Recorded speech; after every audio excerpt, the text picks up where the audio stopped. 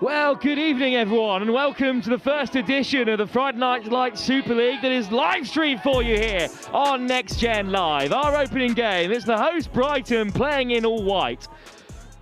And they're in action for the first time and on the ball for the first time in the competition in which they are hosts. They are taking on, well, the side that hails from the smallest possible area in this competition, Pulborough, the village side, who are contesting in the black and white and have won the ball back from that first little collision on the far side.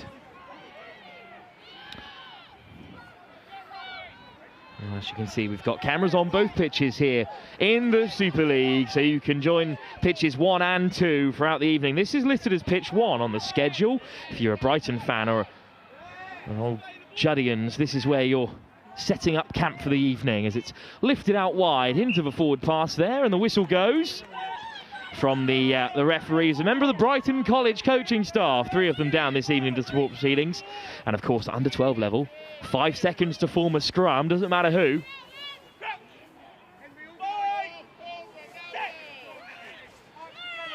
And it will be Brighton with the feed. And they'll look to play wide, look to play a little bit expansively here as well. You love to see it so early on. Twice they've gone to the edge. And this time they've run it out into touch. I think we're coming all the way back for a forward pass, however.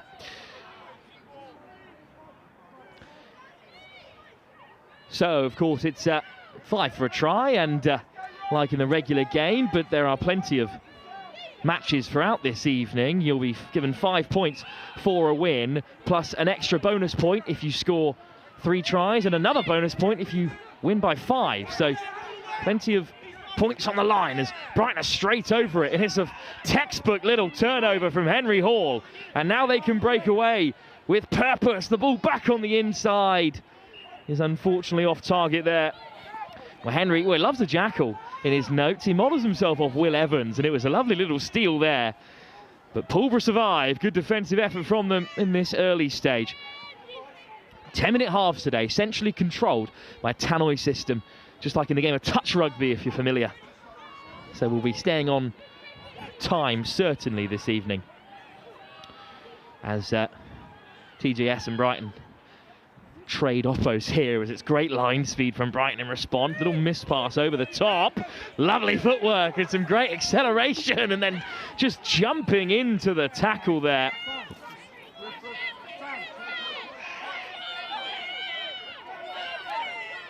So it will be a line out, and obviously from under 12s. That's just a tap and a play in field.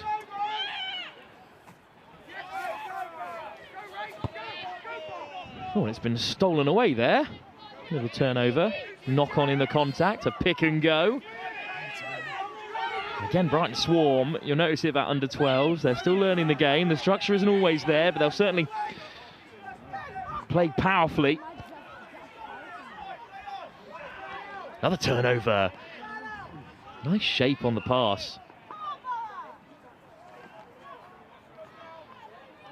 It's Charlie Jenkins getting stuck in at scrum half. Flung that away on the inside for Hall, but put down.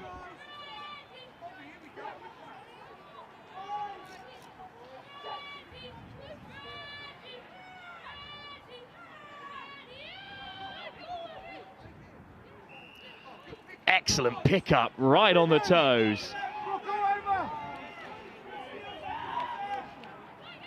Slow ball at the breakdown, it might have gone loose, and in the end it does spit out Brighton's way, but not legally so. Tap off the mark, so the referee's going to call it back, or indeed he's going to let the game play on, as in the spirit of this evening.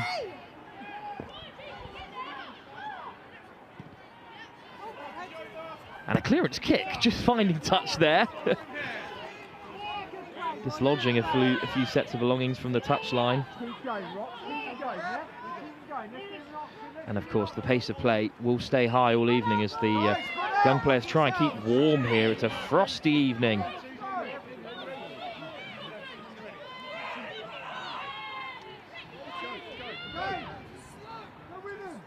Jake Paradise playing scrum half. Great name for a young player. Smallest on the team, but big heart.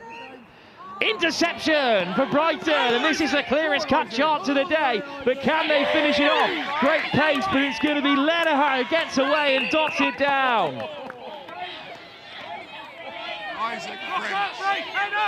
What a start to the game, and after some tit for tat in the early stages, it's just come alive here, and Jake Lederer goes all the way to score. Lovely start.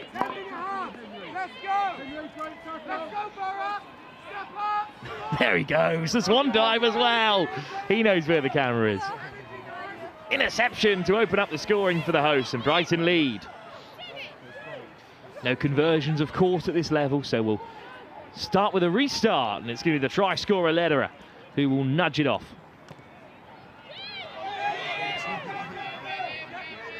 Good early carry from Pulborough, and then over the ball they go. Half chance there. Pulborough whip it away. Paradise.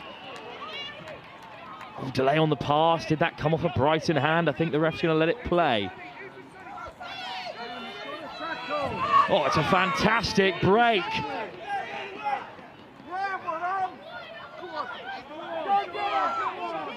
But a counter ruck. And it's just about whipped away by Brighton, who moved so quickly through the gears. Lederer, this time with the offload, but it's good pressure in defence.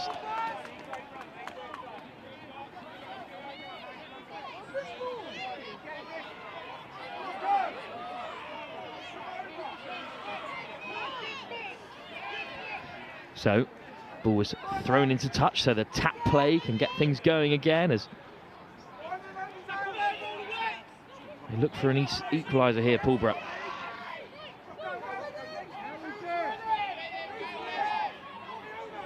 Down goes Jones.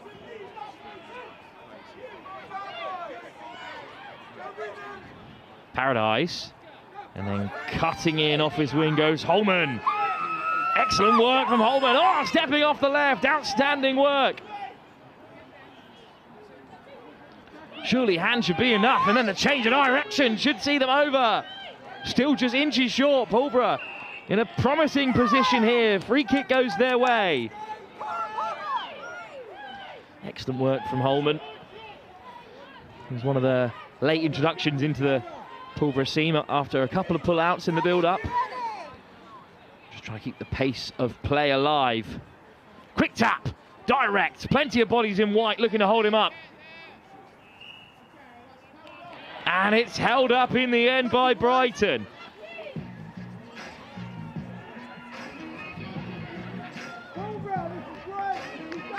Fantastic work there, as direct as you can be, but unable to crash over the line. So now a chance for the hosts.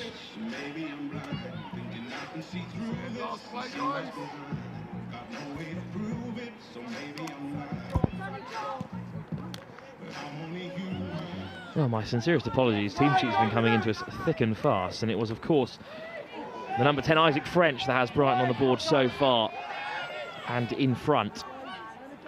But it's Pulborough still playing from the clearance kick with ball in hand. There is a bit of space on this left if they can find it. Holman on the edge, another lovely bit of footwork, and then he takes it direct, but in goes the powerful tackle to slow things down.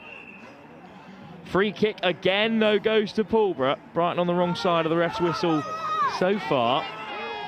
Looking to drive the energy and drive the speed of play here. Another great angle, another fantastic step off the right boot. And finally they're over. And it's Roddy Cleghorn, the centre. Described as one of the most natural runners with the ball in hand in the side. A big threat, and it's a lovely finish here. Just a little stutter step. Right on the stroke of half-time. That's the final play in our first half here in the Friday Night Super League. At the break, we're all level. Pulborough score on the brink of half-time to make it 5-all. But Brighton, the host, with 10 minutes to get back into the game.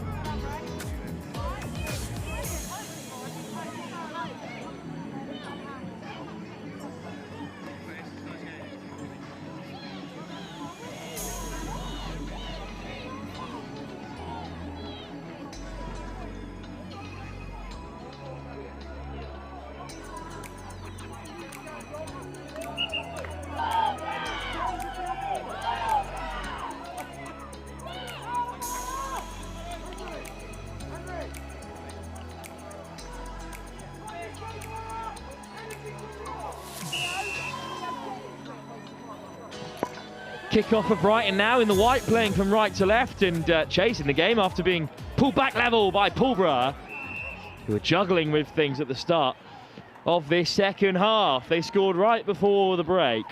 Roddy Cleghorn went over after French's fine interception had the Brighton side in the ascendancy. Since then, they haven't had a lot of time with ball in hand here, and they've lost it at the breakdown. Or Pulborough have gained it, depending on who you're asking. That's a bit of a hospital fast, and how well is it dealt with there?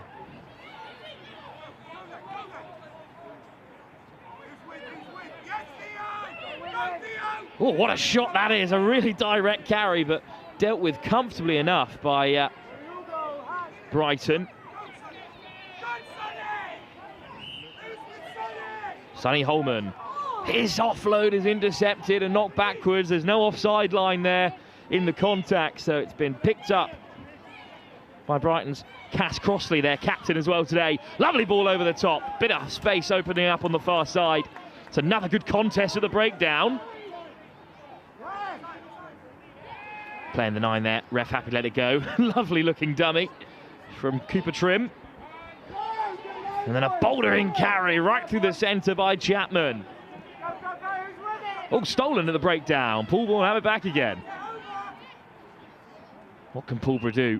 Playing all this second half inside their own half. And again, the ball's put down. And who else is there but Henry Hall to sweep it up? So busy, the number 6 so far. Again, it's a bit of a breakdown at the ruck. Free kick, quick tap. Hall throws the dummy and then gives the pass, and Brighton goes sliding in. Whistle goes, try scored, and the hosts take the lead again.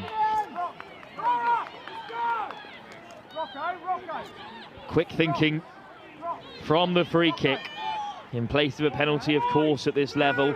You actually see there Manny Brown, he's the quickest to react as well, just heads towards where the space is.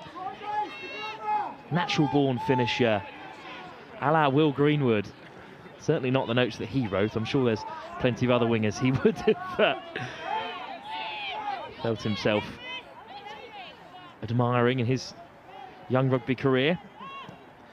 But they equalised once before, and now Pulborough will give it another go. It's a deep kick-off and an excellent return, but a big shot. Wins back possession.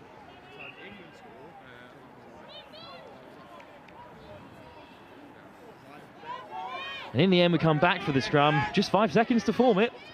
Anyone can jump in. They have nominated forward, so slowly enough they'll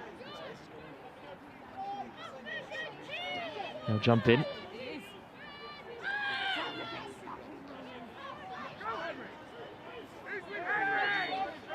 Pulborough still with possession, ball in hand. And stolen by Hall again. 6 on his back, playing like a true back row, even with the absence of them on the field. He ripped it away, the ball was loose. Paradise gets the pass off, and Pulborough still looking for the edge. Another breakdown in possession. Just a big shot to disrupt in the cold weather.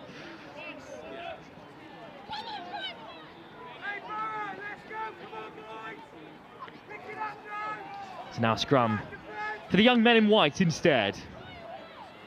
They look to maybe press home their advantage in their first game of the day. Of course, 3 legs in this competition. It's a long way to go for these sides. Nice move, a little drop pass into the path of Cass Crossley, the skipper. Oh, lovely pick. And Brighton looking to make big hits in contact. It's an excellent chop tackle to slow them down, but it's off the deck quickly enough from Eddie Pooley. And there's so many numbers out wide if they can use them. Ball flashed across. It was almost in the clutches of Manny Brown, but just slipped through the fingers. Lovely shape to the attack. Ripple of applause from those watching on. He'll come back for the free kick instead. This Baltic evening on the south coast. Pooley with a tap. Hall looks keen, and he's going to run it up the jumper here. Just about grabs hold of him. Good defence from Pulborough, but still under pressure here. French On the wraparound, Crossley.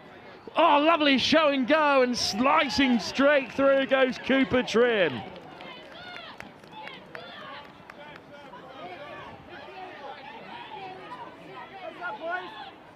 The Brighton coaching staff quick to point out that he's a bit of a hot stepper there. And there were men outside him, so he had to finish off here.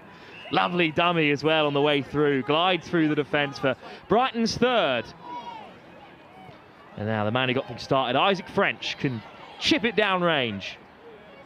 Excellent return. Pulborough almost slip off the second tackle.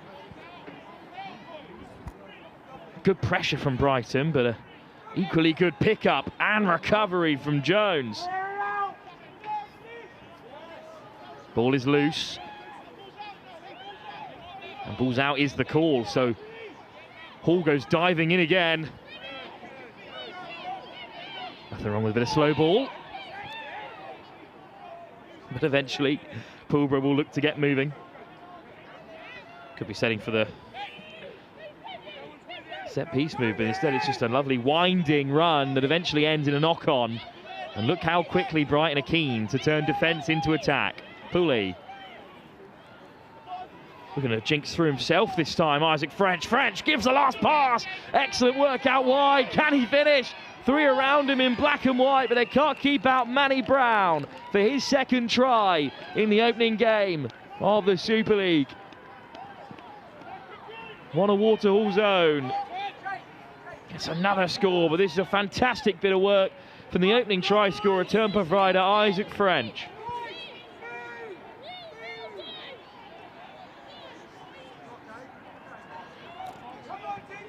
His father played for Hampshire back in day with another decent fly half by the name of Johnny Wilkinson. French is putting his hand up early doors here. It's an excellent take off the kick-off. And a hint of a high tackle there does earn the penalty off Joe Kirkpatrick. Good carry from the number 15 and Hall.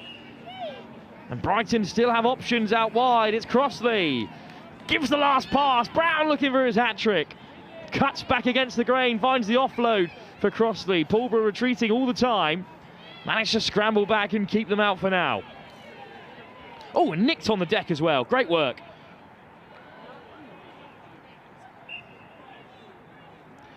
Bit of a mess, as the ref rightly says. But in the end, it will be a scrum for Brighton. Knocked on in the contact.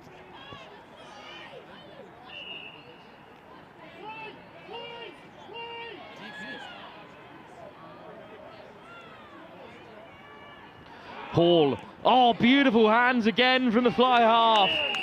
French. This time it's Crossley who'll cross over and score. Cass Crossley on the board in Brighton's first game.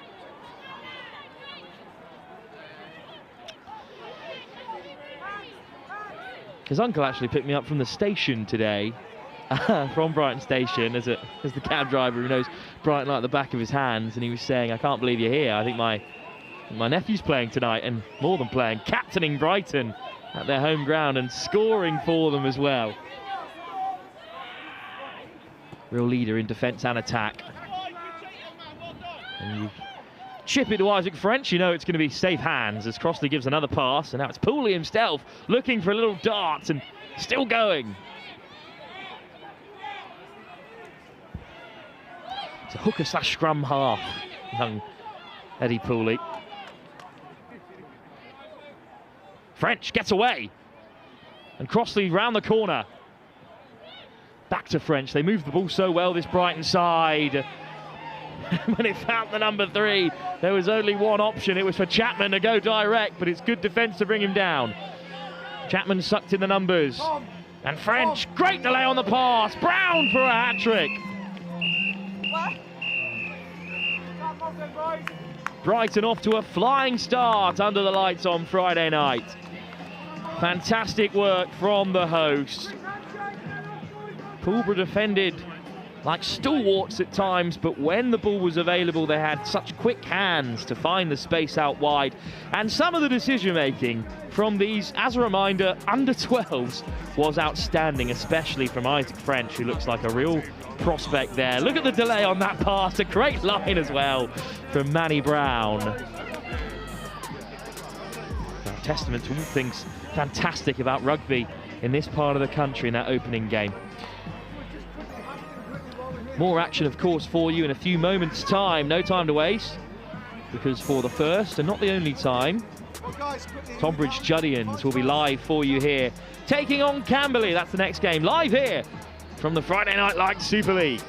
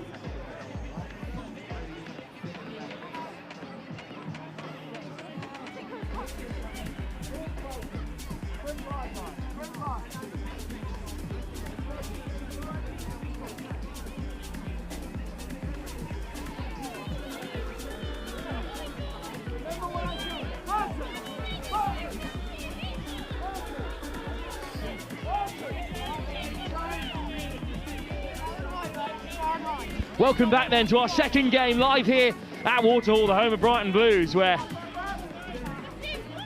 it's Tonbridge Juddians kicking it off long for Camberley. The TJs in that red and white with the blue shorts playing left to right against the yellow and black trim of Camberley. They've nicked it away early from the kick-off, and a bundling run straight through the centre early here. They look to go wide. Camberley scrambling. Not even had a moment to bring in David from the Camberley camp, but they have won it back already. Then the ball goes down, and finally our referee, one of the coaching staff at Brighton College, bring it to an end. David, thanks for being here. No problem at all, no problem at all. Looking forward to it. Camberley need to wake up a little bit. Under a bit of pressure here, but we've got Jake, Ethan and George going into the scrum there.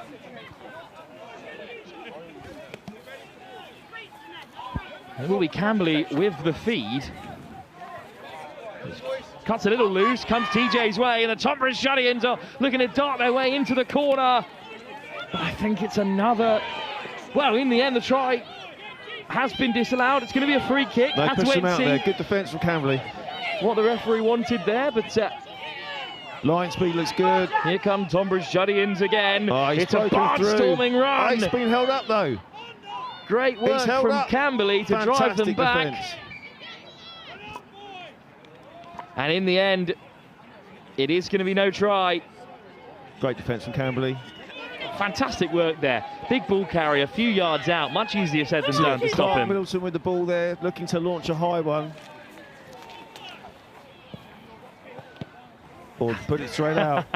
Hasn't gone quite as high as he wanted, but touch found. I think the referee's going to bring it back. Give him another crack. And this time it's straight into a Juddian hand. And it's their big ball carrier Camberley again. Needs to defend this. Great tackle there from Jake.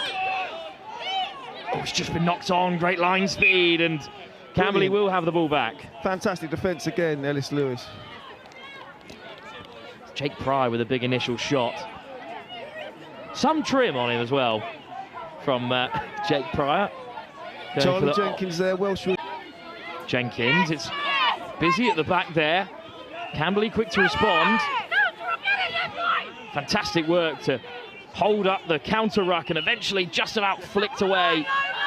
And half a line break back on the inside, still running into traffic, Ethan Jolly. Jolly gets it down. releases the call. So fantastic turnover though from the Juddians, and some soft hands for the first time. Oh, knock on. There's some strong running from both sides, Dave, but they have gone quite direct. Very direct. Camberley need to wake up a little bit. Charlie Jenkins with the ball put into the scrum now. And the first time the ball looked to go wide from the Juddians, it looked quite threatening as Jenkins flashes it out. It's just off the toe there. I think the whistle has gone. There's a slight knock on at first receiver. It's a tough ball. It's pretty damp out there with this wet weather. It's going to be hard to grip it as it comes out the back of these three-man scrums. So a chance for the Juddians, still in Camberley territory, but the ball's come loose at the breakdown and it's going to be chipped ahead. Nice to clear their lines for the moment, but how can the Juddians respond? Nice weaving run. Jolly over the ball. Looking to snipe down the blind side. Nothing coming, and then spilt at first receiver. A chance for Marshall to counter. Marshall still has it, looking to get on the outside. Marshall, absolutely rapid. He's gone the length, and that's the opening score. Fantastic run there from Leo Marshall. Wow, not a lot on there when Camberley won it back. It was a scrappy bit of play in the middle third, both sides battling for possession, but once Marshall had a hint of space, he exploited it here. Stopped on a dime, thought he was going to give the pass, using Jolly just to open it up, and then the big step off the right boot. Oh, what pace from Marshall. Unbelievable, unbelievable. Camberley get under a bit of pressure in these early stages, but they've managed to score, perhaps against the run of play, and now it's the Juddians who must respond. It's a teasing kickoff, right on the toes.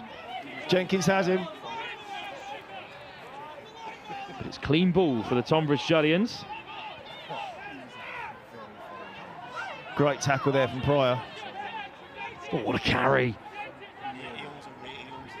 And still going. It's almost up to halfway. Still a chance to go wide, but maybe they don't need to. They've got big ball carriers like that. The Juddians are going to go straight down the middle. It's brave defence from Camberley. The pass is away, and this could be the opener. But the referee's going to call it back. It's gone forward. It's another two great forward carries to get them in the ascendancy. But well, you've got to be a brave young lad to put your head between the Stokes like that. Fantastic defence from Camberley again. Not out of the fire just yet. This is nice from Camberley. You like to see those hands, although a bit of pressure in the line has just forced it loose. Looking to get the ball away, but Lewis, half a break.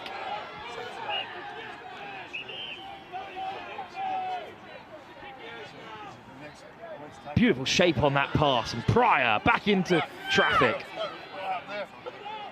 Slow ball for Camberley. One more pass should do it. It's Marshall again on the edge. This time he's well marshalled himself. Good direction in the carry from Walker. There. But there is a bit of space out wide. Now the Juddians look to realign themselves. Still they might look to exploit it. Good work from Pryor to keep a hold. Then he gets the offload away. This is a nice little jinxing run towards that halfway. Again, fantastic shape on the pass, but it's right on the toes. Always backward, says the referee. Knock on, unfortunately. In the end, it was given as a knock-on just off McIntyre, which is tough to pick up right by his boots. The chance for Tonbridge Juddians, who've spent enough time in this area of the field to come away with something.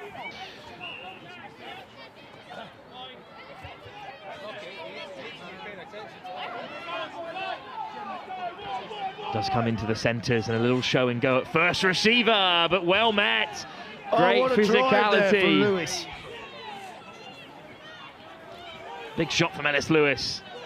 Two rather physical figures in midfield for both sides, matching up well at the moment. Little dummy in the big fend, and a nice offload on the inside, and the Juddians still rolling here. It works so well for them when they get the ball away, but they just need to stay a little bit more composed because the referee's whistle has gone. And it's going to be a scrum for Camberley. He talks a little about Camberley's defence, but so committed because it's a big Juddian side. You can't shirk your tackles here, and they absolutely haven't. And they've managed to keep a hold of this one-try lead. Oh, Leo Marshall. Another little chip ahead. Just the touchline beats him to it that time.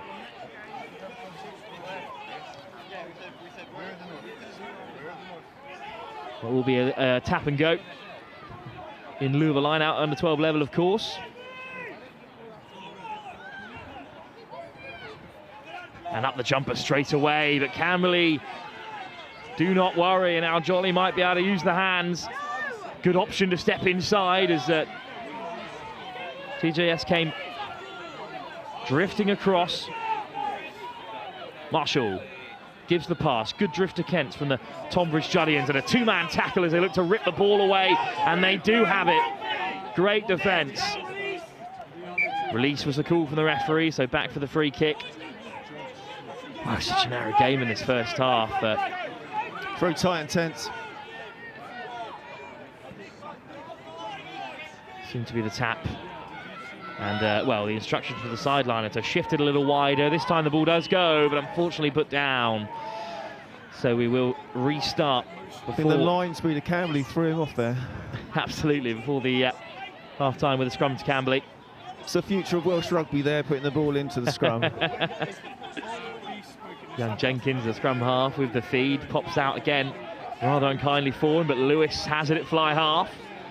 Marshall steps on the outside. Does well to keep a hold.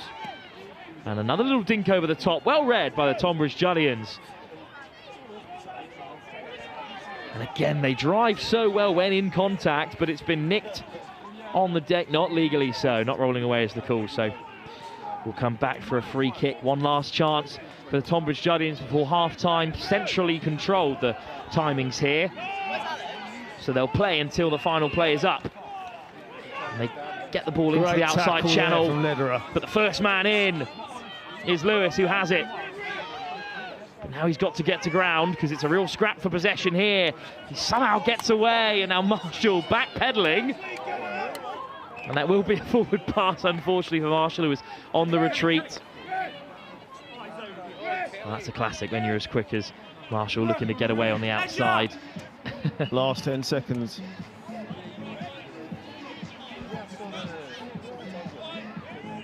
Tonbridge Juddians with one last strike here. Just mistimed the run a touch, but the ball is still theirs. And they will have this last play in order to try and create something. In comes the fend on Lewis, who gets back to make a great covering tackle. Oh, what a drive there. Lewis back to his feet, and now Jolly has it. And it's knocked on at the base, and that might just bring this half to an end.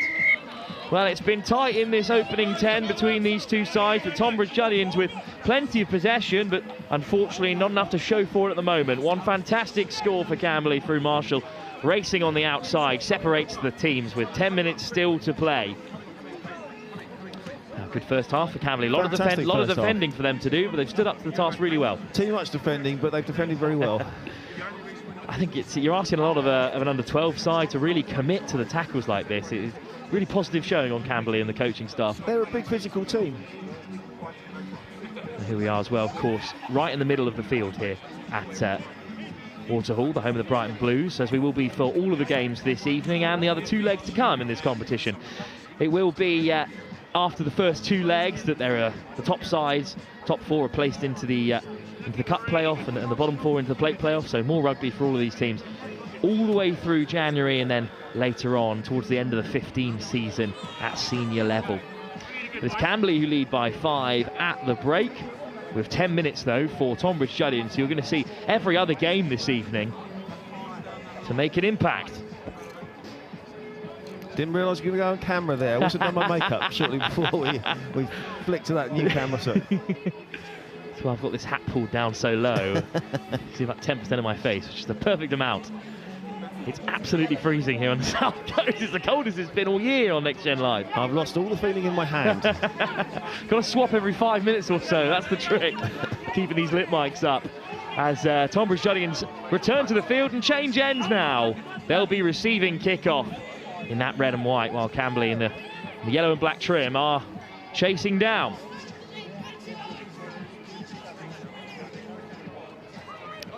Led her with the start.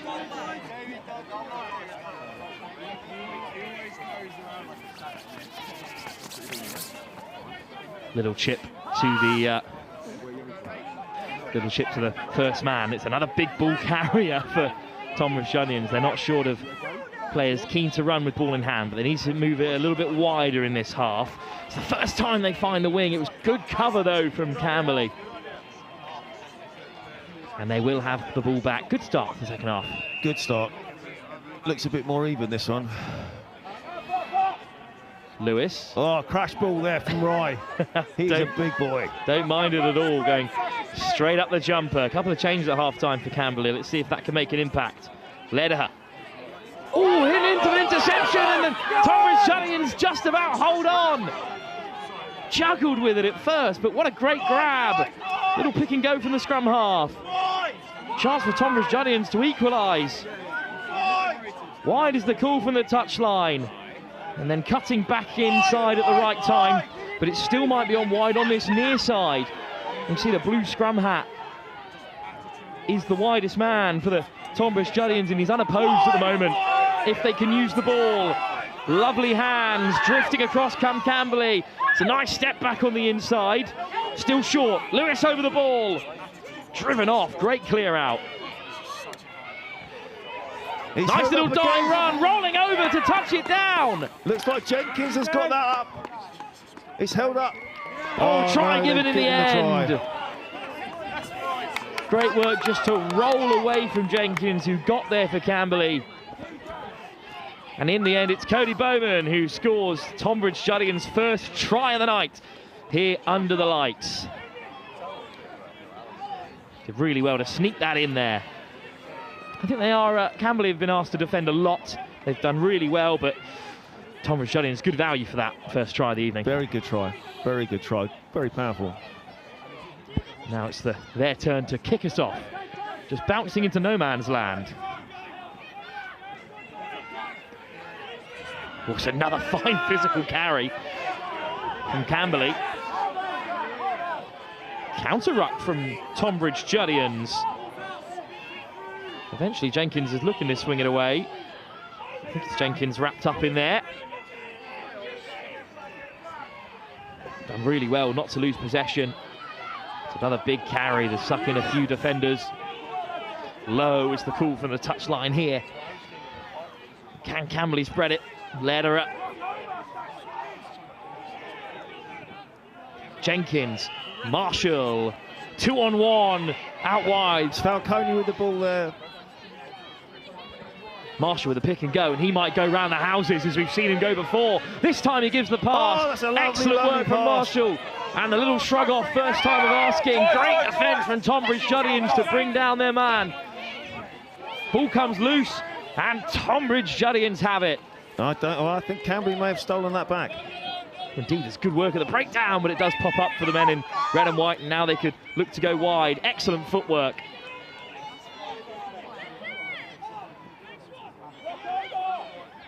Still Camberley, though, making those first up tackles in the close quarters. Beautiful bit of skill and a nice winding run to try and create a bit of space for the Juddians. Morley brought him down there, and he's big, powerful number 4, sorry.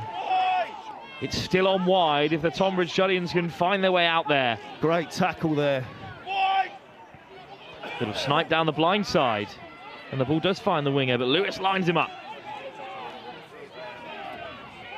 And a knock-on at the base has turned into a free kick to Tonbridge Juddians in the end. I think just offside there.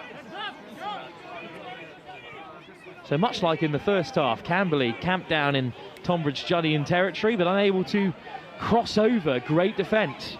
And can they capitalise? Excellent line to get right over the gain line. Still going. What a carry. Someone's got to go low. Good clear out as well.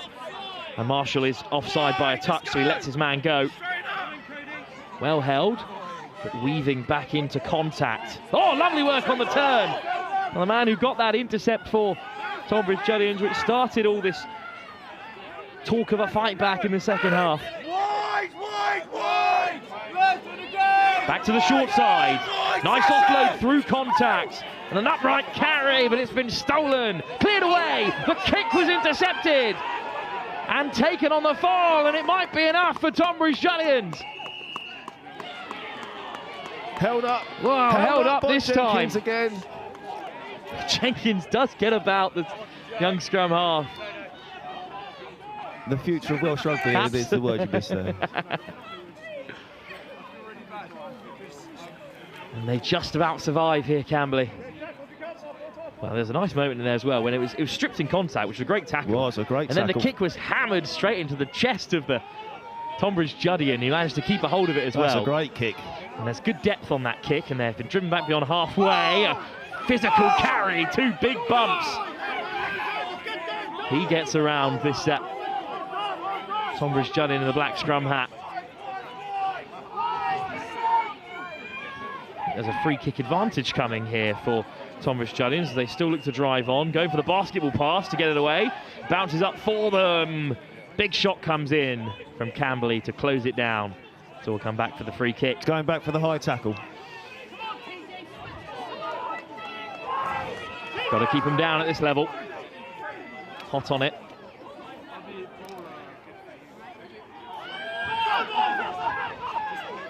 Little step at first receiver, don't mind it from the big man. And then the space is on out wide, but the ball is loose.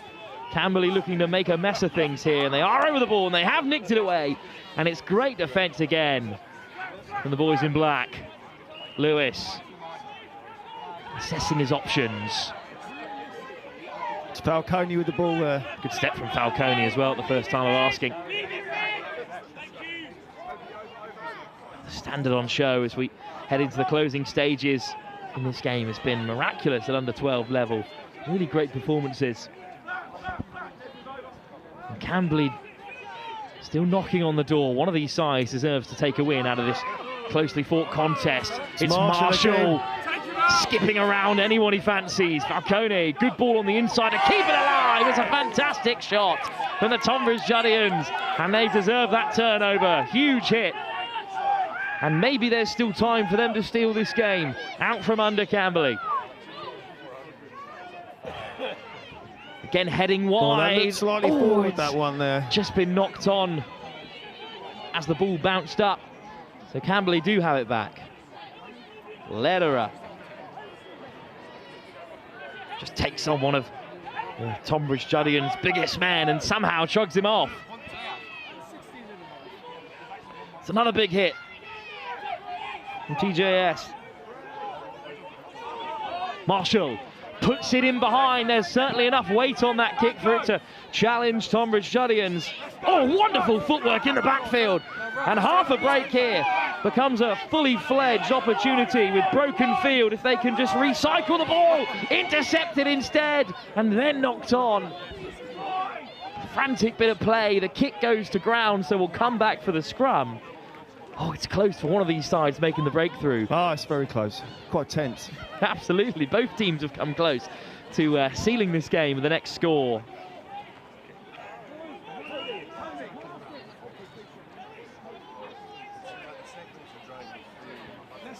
Scrum to be fed by the Tonbridge Juddians. Big pack in place for Camberley. Winding away on the outside. Fantastic tackle. The offload was given. And it's been ripped away by Lederer. Fantastic work from Camberley. Running with it. And the chance might open up here. Oh, what a finish this will be. Gives the offload on the inside and it's intercepted. What a run though. To put Camberley in such a promising position. The clearance kick away is crucial. Got to be space somewhere. It's Marshall who might open up his gate. Marshall on the outside. Oh, what a tackle. Such a difficult young player to bring down. And when the ball goes loose on the deck, it is swept up by Tonbridge Juddians, but the scrum right at the end of this game will be Camberley's. Penalties Camberley there. Oh, indeed, it's gone a free kick as well. Well, I think it is a scrum. I think they've got to get in there quickly. I think it was just knocked on as Tonbridge Juddians look to gather it on the deck.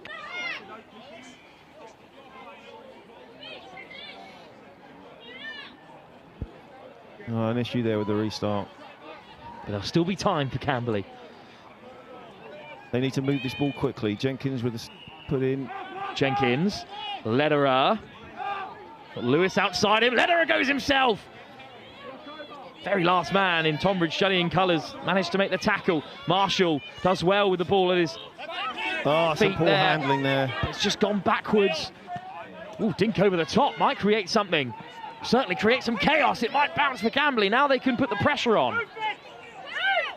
Important tackle from Lewis. The offload keeps things flowing at the moment. And then they're looking to strip it in contact here, and Camberley come away with it. Look at the ice. Looking to snipe round the blind side ladder, but he is stopped. It's Jenkins with another turnover. This time stripping it away and now whipping it off the deck. Last chance saloon for Camberley, last play of the game, with Hove and Brighton waiting in the wings. They do have advantage. Jenkins, Lederer. Out to Desborough. Pass over the top, this could be it for Camberley. Oh, great cover defence. Marshall gets the ball back on the inside. And there's Rye with a big carry. Rye with a direct carry, is he going to go all the way? It's the winner for Camberley. Camberley score. Fantastic try from Rye there. A minute into overtime. The prop forward has the try that will give Camberley their first win on pitch one. This looked like it would be the moment for the try, but Camberley didn't give up, and I think that's the mark of a good side. They thought the chance was over, but still, what a carry this is. Fantastic carry, hard to beat, look at that. There's a lot of Finn Baxter around that Beautiful number one, I've got to say. Beautiful. Well, just one last play then for Camberley to survive. The ball goes deep, it's going to roll all the way dead.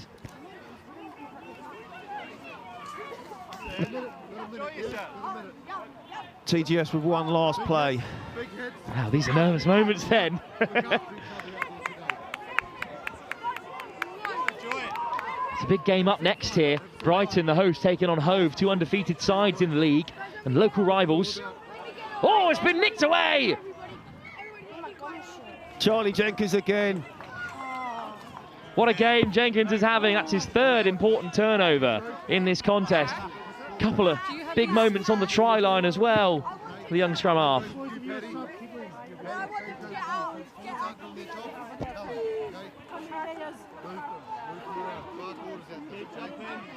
Jenkins with a little snipe, then he whips it away. Kicking behind is the right option. Lewis is after it. The touchline will beat him to it.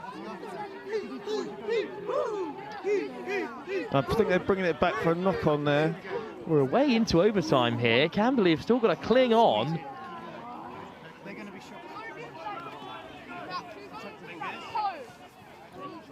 The centralised system hasn't brought us to an end just yet, so we'll keep on playing for now. Tonbridge Juddians with one last shot to equalise this game. We know they'll go to their big runners, and they hit another one at first receiver, who breaks the first tackle and the second. Of course, it's Jenkins there again, who brings him down. Quick ball, lovely snipe, almost through. Ball goes loose. And Camberley have it back again here. It's two knock-ons there. The first off a Tonbridge Juddian hand. We're still playing here. Time seems to have fallen asleep. We may be here at midnight still playing this game. We're going to play till Tonbridge Juddian score. Another scrum for them. This time they look a little bit wider. Great acceleration from a standing start. Fantastic Lederer, tackle there. Fantastic chop. Camberley all over that breakdown.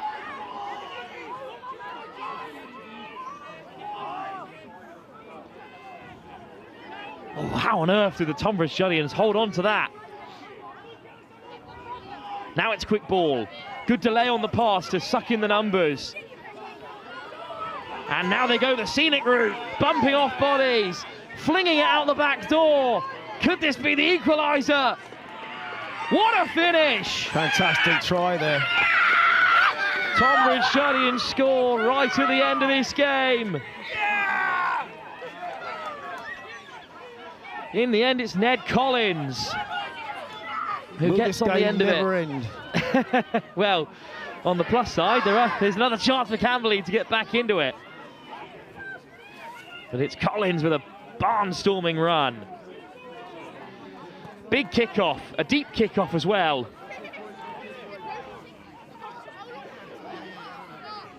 Was well collected, it's a strong return. But the ball's out, and it's been swept up by Camberley. Ethan Jolly there with a powerful run. Still going, Jolly. Looking to find the offload. Oh, ball is lost forward. Lederer makes the chop. Oh, this game's still going.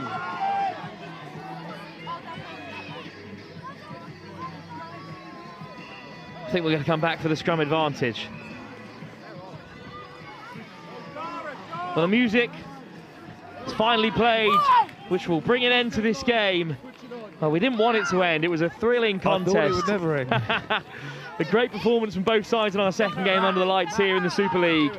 In the end, the points are shared, 3 points each for the Tonbridge Juddians and Camberley. Fantastic. Well, Dave, thanks very much for joining us, and the best of luck to Camberley for the rest of the competition. Thank you. I'll see you again for the Tonbridge next one. Juddians will be back in a game's time, because up first it's a huge local derby between Brighton and Hove. That's the next game live here at the Super League on Friday night.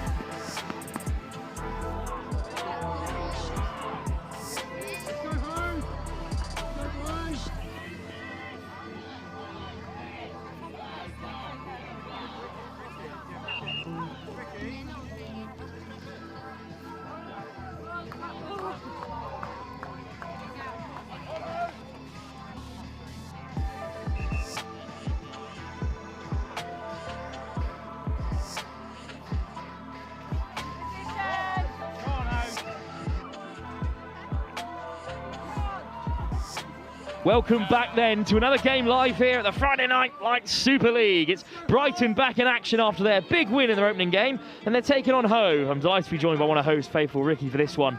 Well, how are Hove finding the competition so far? Yeah, they're doing really well in the competition. I think it's nice to be down here. There's always that extra special energy under the lights. Had a good start, and let's see if we can maintain that momentum. Two undefeated sides across the season so far. Brighton in the white, playing right to left against Hove in that delightful blue and maroon. It's an early break for Hall. Hall, great acceleration. Fantastic tackle there by Max. Chopped down in the end, but Brighton still with it. The captain Crossley goes to the short side. Good delay on the pass. Look at the footwork. Lovely Brighton tackle there for Harry Sharma. Almost over. Another pick and go from the base of the breakdown. What a start to the game. Now they'll pull the handbrake.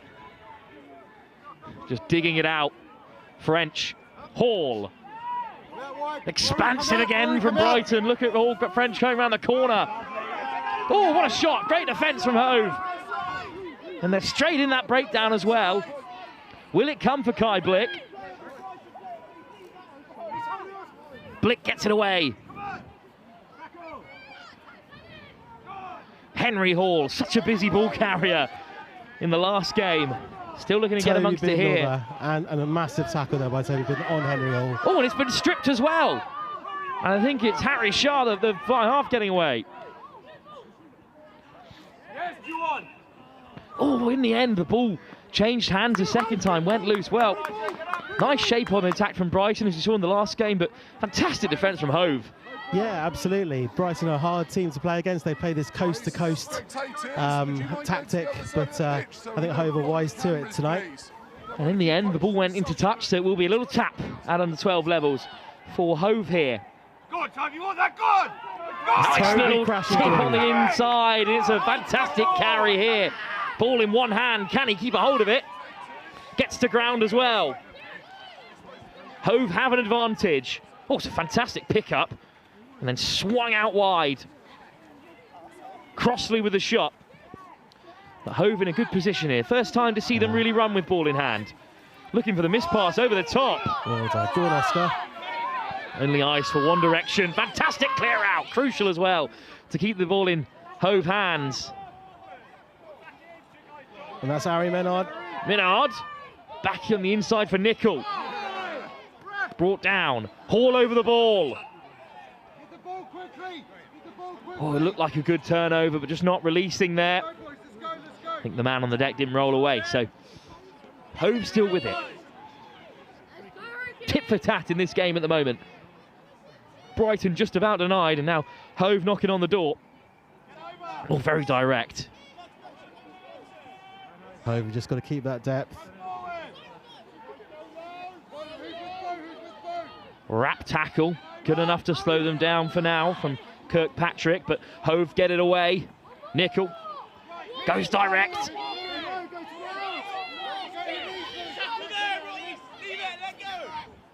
Slow ball for Hove here.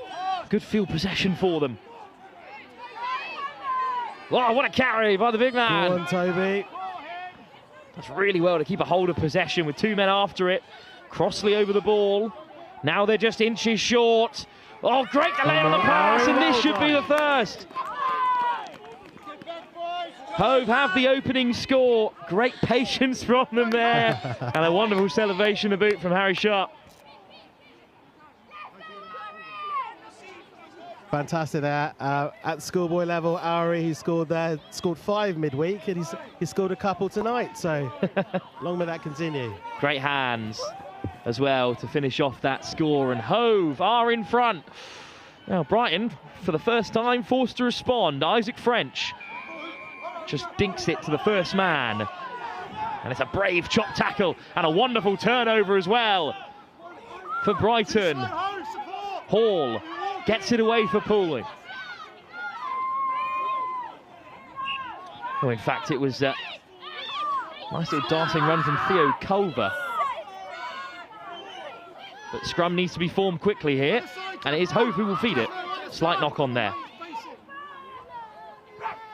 Good defence again from Hove, holding firm against the hosts. Spits out the back of the scrum. Brighton come flying up. It's a wonderful carry, breaking the line. And there's a free kick there for a bit of a high tackle. Stern talking to from the Brighton College coach. And there's only one man lining up to carry this from the tap. There he is. Here's Toby.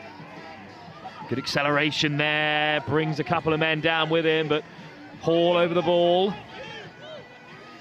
Comes back Hove's way. Oh, half gap through the centre, but it's been stripped from by Hall. Back amongst things for Brighton. And he clears his lines as well. Shaw does well to get back. Fly half. And he might look to have a run himself. Oh, Hove with a great counter. Again, it goes loose. The game has just descended a little bit into a bit of hot potato. But now a ruck, Hall over it. Slow ball for Brighton. Or comes unkindly out of the breakdown, but excellent work to flick it off the deck. Good pressure there by Hove. No advantage coming from the first knock on. But Hove had the ball for a lot of that play. Or sorry, we're defending for a lot of that play, but they still contain Brighton, which not many sides can do. Yeah, it's something that they've been looking at over the last couple of seasons. They've worked very hard, Hove, on the defence this pre-season as well, so it's nice to see it coming off in a big game. Long kick, excellent kick as well, and a bounce is unkind, almost coming back for Brighton. In the end, there are a couple of knock-ons there. We'll see which way the arm goes. It's going to be Brighton's possession. It's half-time, sir. And I'd be surprised if it was half-time, just 6 minutes gone in this opening game.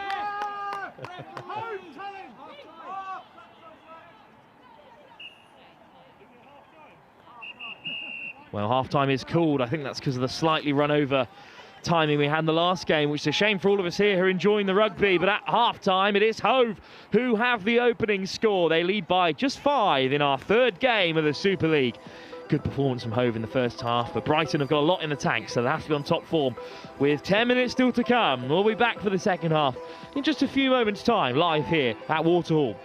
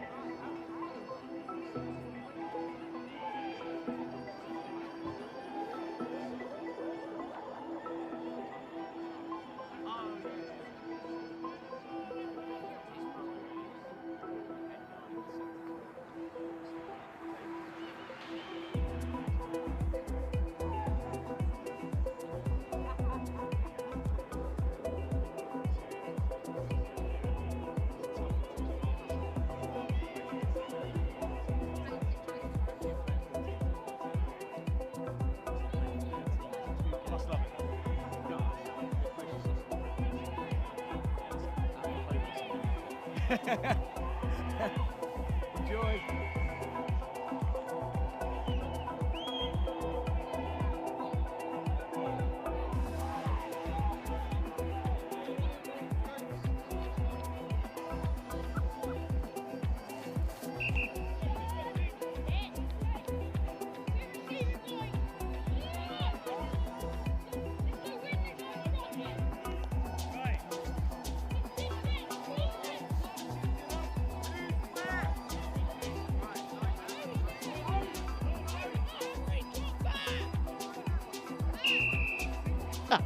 Second half soon to get underway. It's Brighton who will kick us off. Isaac French puts it deep.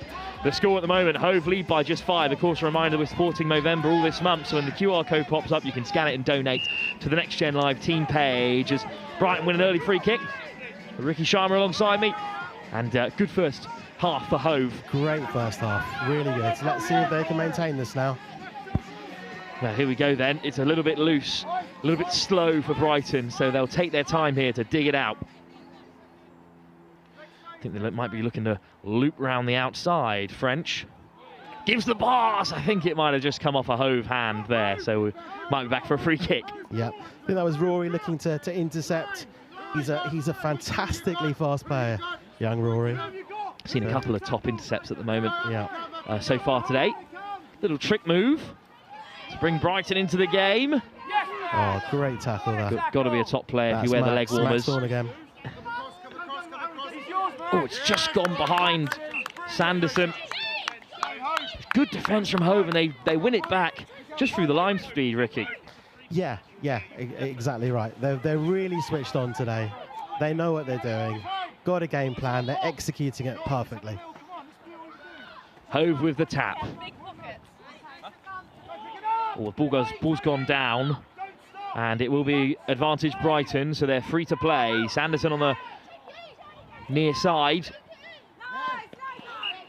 Ball's come loose again at the breakdown, but will come back for the knock-on advantage. It will be a Brighton scrum. Bit of set-piece magic maybe in store.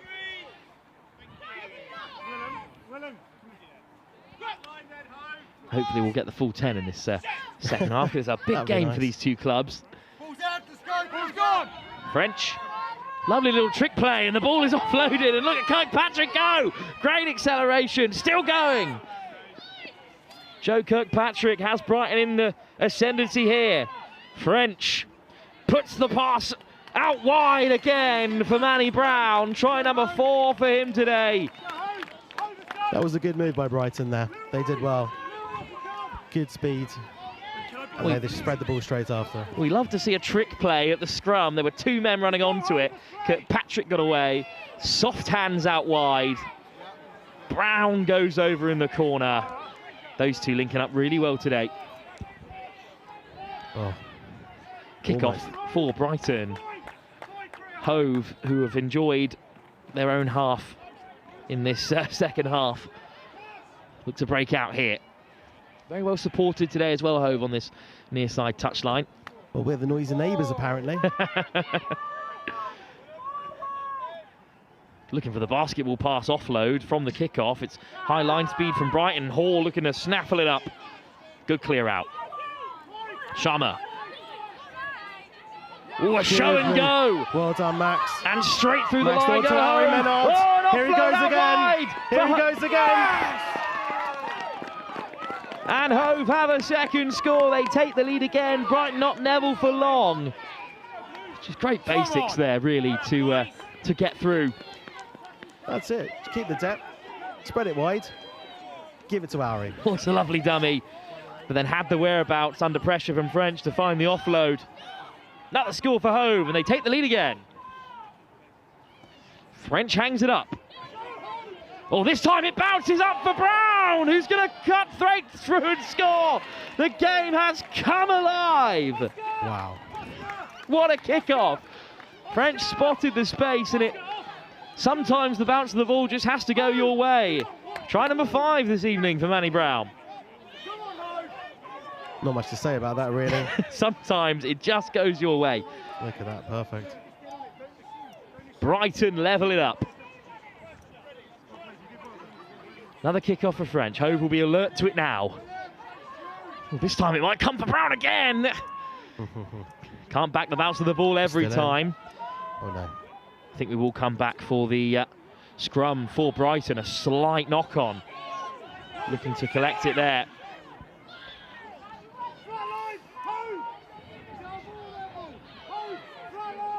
Free kick in the end because it went off a Hove hand into touch. Good hands from French. Hall. Make it tackles. Go on, Harry. Good shot tackle. Oh, a great counter ruck as well. But then knocked on in the tackle. Could have gone either way there. And indeed it has been just knocked on in the tackle, so Hove will have a scrum. Great counter ruck there. Good defence. Really good. I'm still stunned by that Brighton equaliser, to be honest. Hove have got another game against Pulborough later on today, who were beaten by this Brighton team. It could be a fantastic evening for them if they can pull off a win here. For now, though, they're on defensive duties, and it's a winding run that will get Brighton in a good position. Got to make your one-up tackles. Harry. Chop tackle made on Chapman. Slow ball for Brighton. It spits out the side of the ruck. They do well to keep a hold. Hall, whistle goes. Free kick for Hove.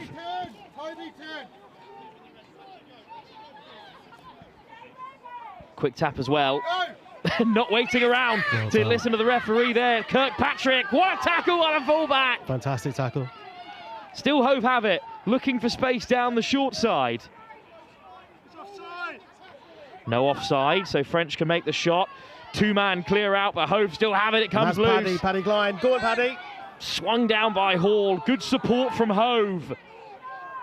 Dara. Fantastic player, young Dara. Dara de Bruin with a strong carry, but dislodged on the deck, and Kirkpatrick lays it back.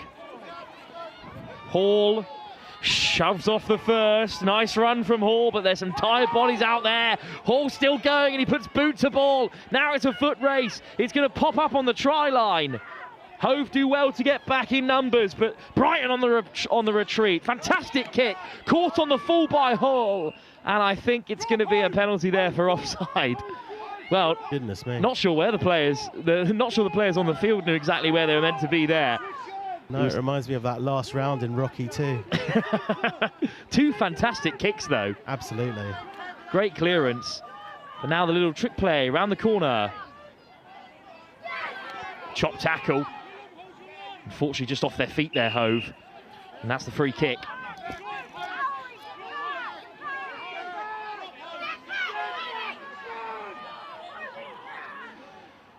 Quick tap.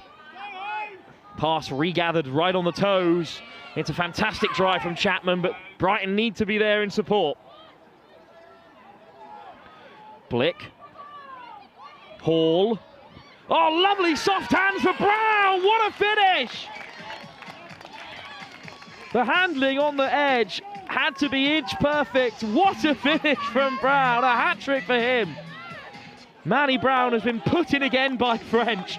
But this time he had a lot more work to do. This handling in close quarters, excellent draw and give, and then a lot to do in the finish there. What a kick-off from Hove. No chance to drink it in because they've won it back. It's another game-breaking run. It's Willem.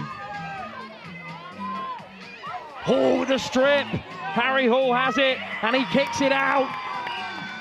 And that's the final whistle. It's a miraculous turnaround for Brighton. A fantastic performance from Hove, who will go into their final game with a lot of confidence. But Brighton steal it at the end with a Manny Brown hat-trick, his 6th try of the night. Well, a word on Hove while we have you, Ricky. Great performance for them, lots for them to be pleased about. Absolutely, lots of positives. I think that they were doing really well executing the game plan, like I said, that they had. But I think it's just a bit of tiredness, perhaps, watching the numbers on the outside. But, you know, there's a league match next week, so I'm sure Hove will be very keen to get revenge immediately. So there'll be more great games to come between these two sides. But our next fixture, it's the Tonbridge Juddians back amongst it, taking on Westcombe Park. That's the next game live here from the Friday Night Lights Super League at Waterhall in just a few moments' time.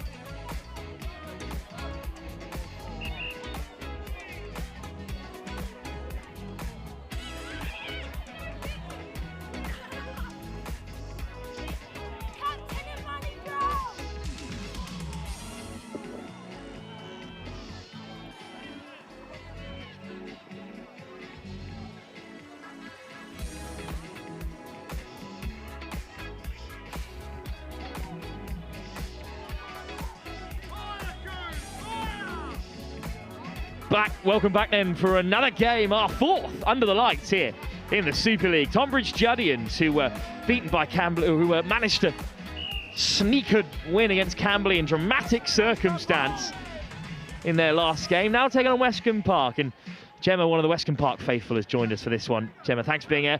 And, well, how is it to be under the lights in Brighton? A great opportunity for these young players. Yeah, it's amazing. It's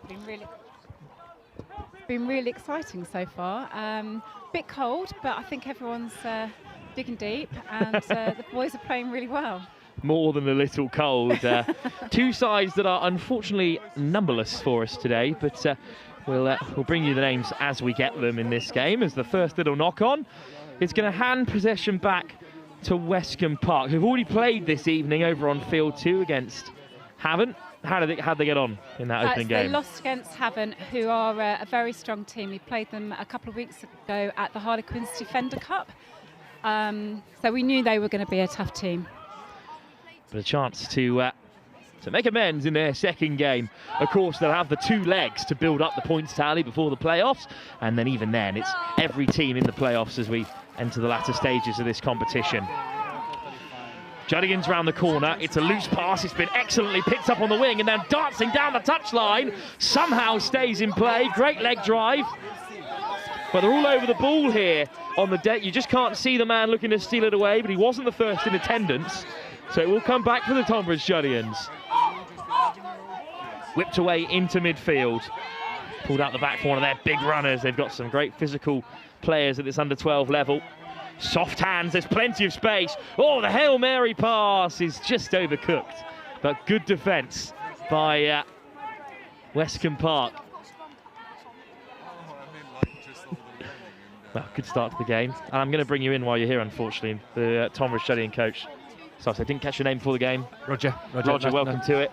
Well, some great rugby played by Tonbridge Juddians in their first game. A game that it went on for a while, about 6 minutes of extra time. But, it was a very long game. But you used them well. It was great. We really enjoyed that last game, and we're going to use that experience to go into this game as well. Put the pressure on the opposition there. Just a slight knock on there. I've actually got a third mic as well. So, Gemma, you're going to stay in the action as we can get some Westcombe Park names. Okay. At some point, Roger might have to run off and include himself in the managing this team, but not for now. It's a scrum for Tonbridge Juddians. So the players are watching out for at the moment in this Tonbridge Juddians side. Where's the ball going from this set piece? It's going to go into open, wide play. We're going to put slick hands down to the wing. Apart from James, who's just taking it straight through the middle, but that's okay. Nice darting run for the Tonbridge Juddians. A fine clear out. Powerful in the carry as well to beat the first man. Some lovely footwork in there. By Josh. Good counter up from the Juddians zone response. Yeah, can I turn a third mic on from here? Oh, that's Cody down the wing, doing brilliantly there. Half break for Tonbridge Juddians. And I think it's going to be a free kick here, maybe for playing the 9. Gemma's just putting on the gloves back on because our third microphone is the coldest one. As Roger's going to run back in to his coaching duties. And you can use this one's a bit warmer. Third mic goes down again. It is icy here at Waterhall as Tonbridge Juddians go direct.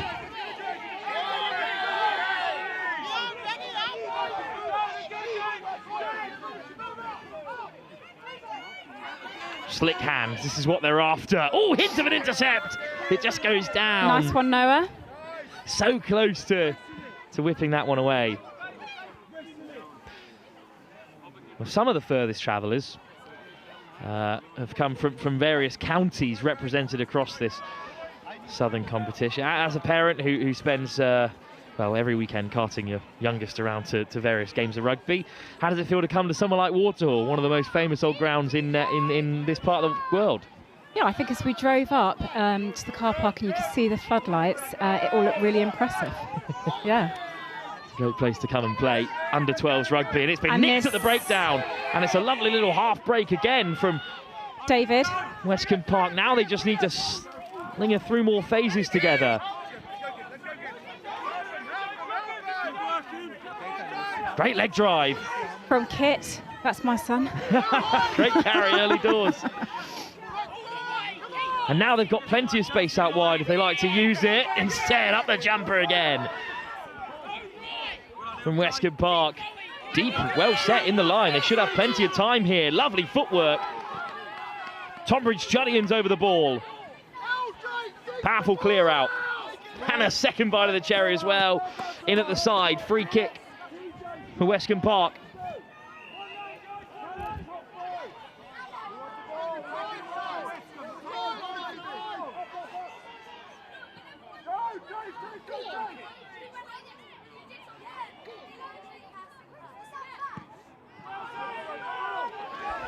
Well, it came loose for Westcombe Park. It was cleared away, but look at the acceleration for the Juddians who have dropped onto it. And now Tonbridge Juddians might keep a hold of possession here.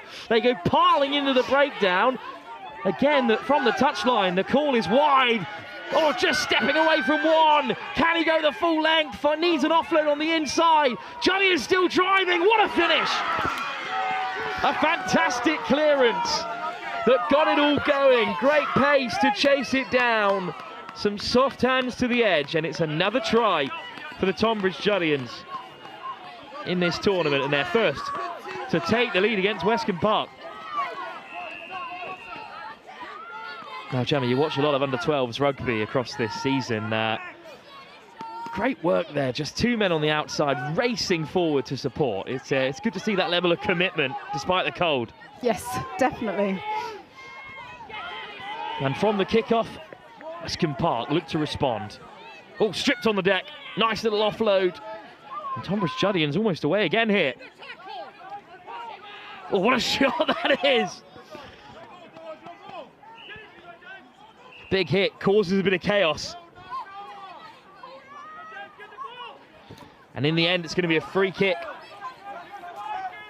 for Westcombe Park. Good delay on the pass, looking to create the space. Then the dummy. Madeline Moll. Oh, gives the pass just as it was freed, and it's an interception. Great response from Westcombe Park, looking to win it back from the counter ruck. But the ball will come available for the Tonbridge Juddians.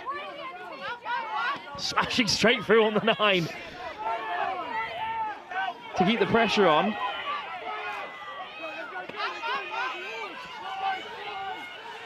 Stepping inside and out, what footwork to break the line. Oh, another little step, and the pass out wide. Could this be the second score? Tonbridge Juddians run it in. And it's the little man in the middle who has created both scores. Tonbridge Juddians on track for a second win here. It's a lovely little try, especially this footwork in the centre of the park. Not much you can do about this from a defensive position, just stepping inside and out. Lovely work. And Tonbridge Juddians will kick us off. Westcombe Park looking to respond. Still plenty of time for them in this game.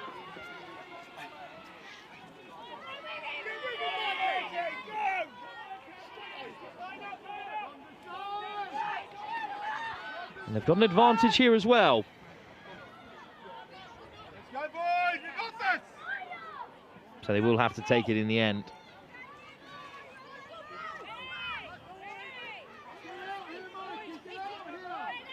Now Westcombe Park with the tap. Still time before the break for them to get there first. Just hanging it up. Let the ball create some carnage. And in the end it does come back for the Juddians, who struck down the right wing. Oh, what a counter ruck. Flying through, but not legally so. Great effort from Westcombe Park. Just not getting the reward just yet. Let's go, TJs. Use the whip. Quick tap from the Juddians, who will go direct. Oh, excellent work to find that little pass to squeeze an extra bit of space out there. Great defence, though, from Westcombe Park. A double tackle. But they do get away on the edge. Oh, nice footwork. Last-ditch tackle, and Westcombe Park so quick to get set again.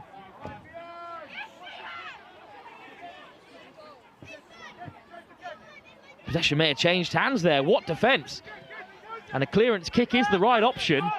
Tonbridge Juddians come scampering back.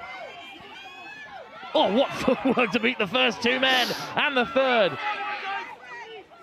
Scintillating stuff from the fullback. Good hands. It might be on here for a third score if they can use the width. And now it's a foot race into the corner that will be won by Westcombe Park. Fantastic defence. Great rugby from both sides. But lovely defence in the end. And Westcombe Park now, right before the end of this first half, will hang it up for another clearance. Oh, look at the acceleration on the edge. One man will do it. It's a third score. It's outstanding pace on this short side.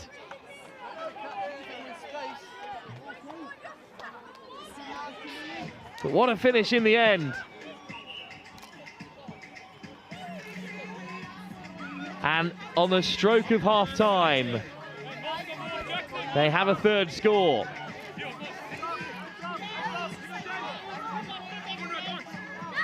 Well, the music's blaring, which I think indicates the break. But there'll be just enough time for a restart.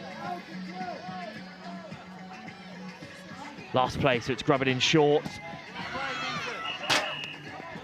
And the Tonbridge Juddians says enough for now. At the break, it will be 15 points that they lead. 3 tries on the board and looking for their first win of the competition.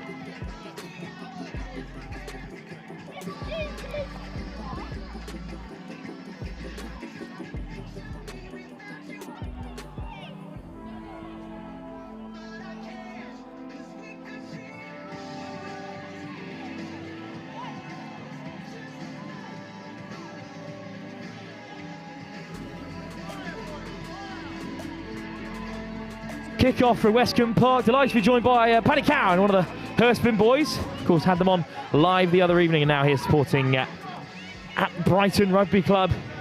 Bits of great rugby on show for under-12s. Absolutely splendid. I'm here to watch the Judd. Friend of a friend of a friend, but it's going to be an amazing game today. Just for the love of the game, half-time, and they're up by 15. Their first game against Camberley was a ridiculous fixture because it just sort of went on and on and on. Straight to the last minute. It was incredible. There will be a scrum though for Westcombe Park as they look to get a foothold in this fixture. I rescued you, Paddy, from getting sent to the sidelines. Thank you which is where the rest of the supporters have gone. Great line speed from Tonbridge Juddians again. They go straight over the ball here, looking for that turnover. Somebody in red has swept it up and now laid back. Still a bit of a battle on the deck there. Not long till the referee has his say.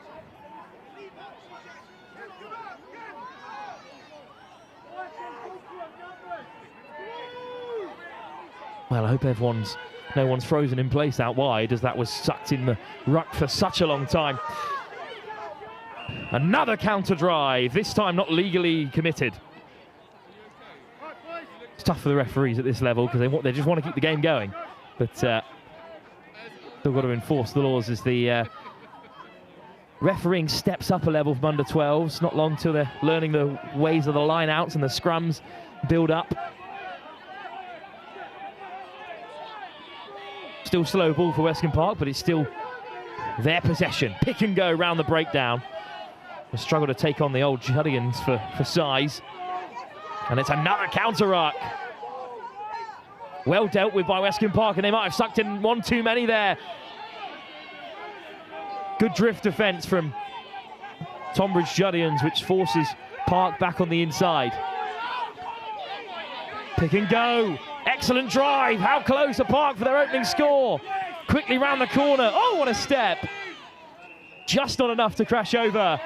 And this time they'll make it over the line. It's Westcombe Park with their opening score, knocking on the door in this second half, and they do have their first. And well, Paddy, there is a comeback on here. I know. That was an excellent gameplay all the way to the end. Great team try, excellent.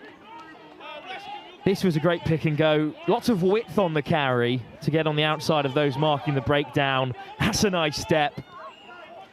And then every now and then you just got to go the direct route. And in our fourth game of the evening, Westcombe Park might just be fighting back into it. It's been an interesting night for the Tonbridge Juddians so far. What a carry off the kickoff, skirting the sidelines. And again, the breakdown is such an issue for these two at the moment. Just so much pressure being applied on by both teams. No one willing to let it go.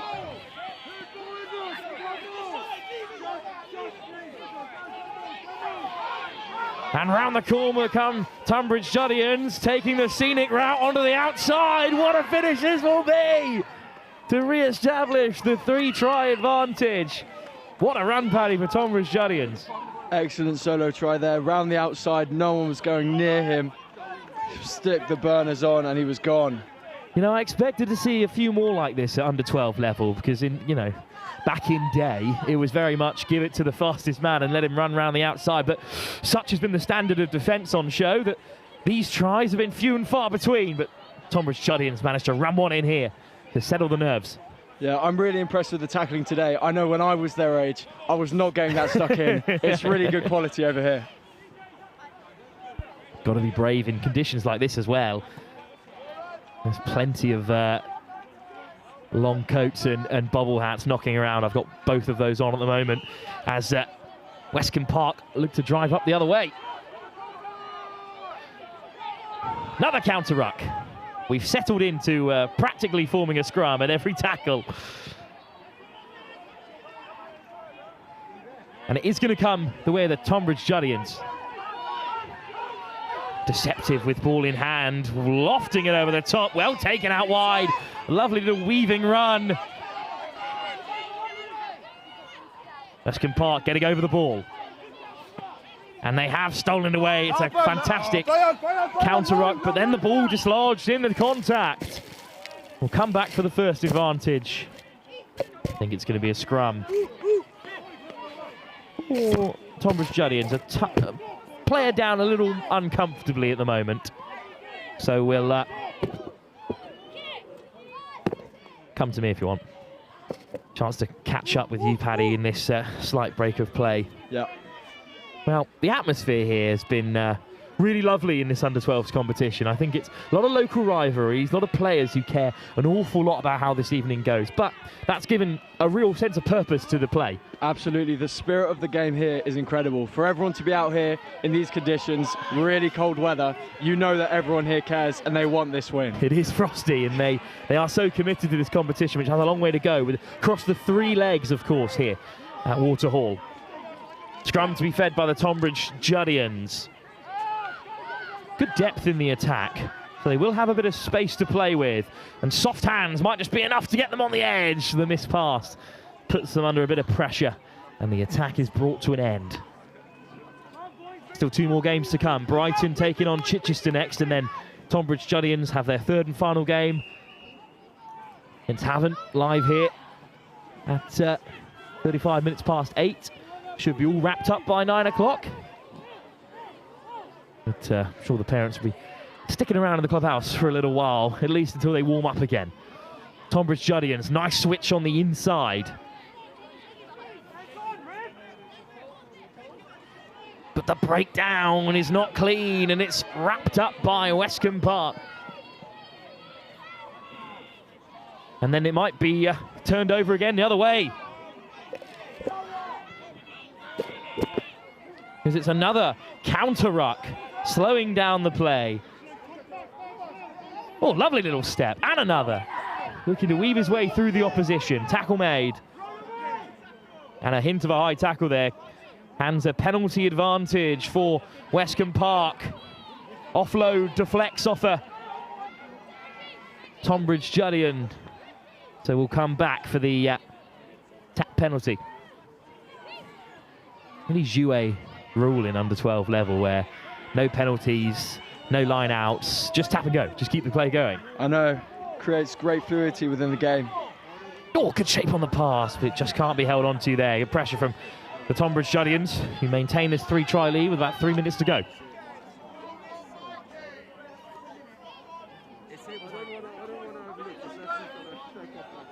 Well, Paddy, we've got to give all credit to Brighton Rugby Club for putting this event together. It started behind the dead ball line as an under-7s competition and has grown and grown to 3 legs of great rugby across Sussex and the 4 counties represented today. You've got to think if you back when you were at under 12, how great it would have been to have played all these local teams in under the lights, under the cameras. I know, especially on live television as well. Special shout out, I think, to all the referees who are out here today in the cold weather, in their shorts and t-shirts. It must not be fun. When I heard that Brighton College were going to be supporting the referees movement, I felt sure they were going to send a couple of the sixth formers. They sent 3 coaches instead. But they're doing a great job out there so far.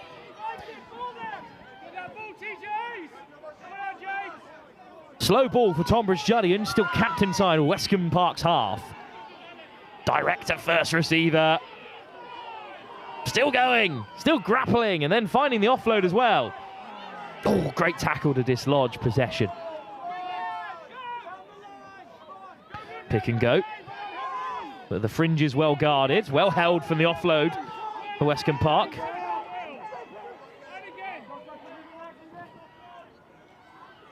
Beaten by a strong Havant side in their opener. Mate, is it Havant or Havant? Because like people have said different things to me.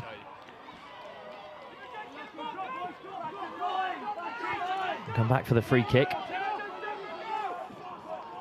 Still chance for them to leave their marker in this game, Westcombe Park, before Chichester takes the field for the first time on pitch 1. Well, the handoff was too high. So we'll come back for a free kick for the Tonbridge Juddians.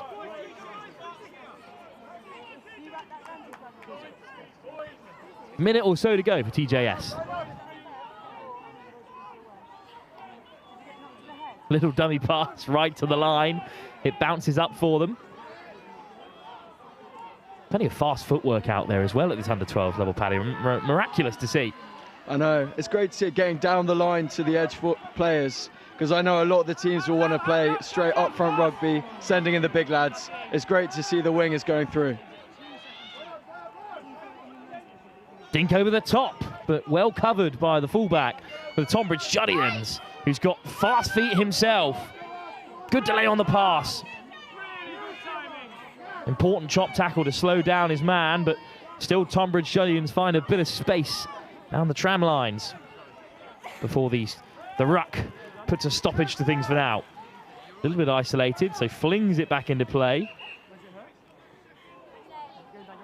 And unfortunately, there's just a man down in the backfield for Tonbridge Juddians. And right as the music comes on as well, so I think that will bring this game to an end. Interesting way to bring an end to the contest, just sticking the tunes on to letting the refs know it's final play. Like when the music comes on at the Oscars and your speech has gone on for too long. It's exactly what it's like. I think we will play the final play. It will be a scrum for Tonbridge Juddians. Let's see who carries this momentum forward into the last play of the game. Tonbridge Juddians have another game against Havant. After Brighton look for their 3rd win against Chichester. Last game was a cracker, coming from behind to beat Hove. Kicked out of play by the Tonbridge Juddians. It's a big win for them by 20 points to 5 against Westcombe Park. They've got Havant still to come. That'll be live for you at about 8:35. But up next is the host in their final game of the evening. It's Brighton taking on Chichester. Paddy, thanks for joining us, and well, enjoy the rest of the evening as you brave the cold. Thank you very much for having me. I'll be heading to the bar. Be there shortly enough.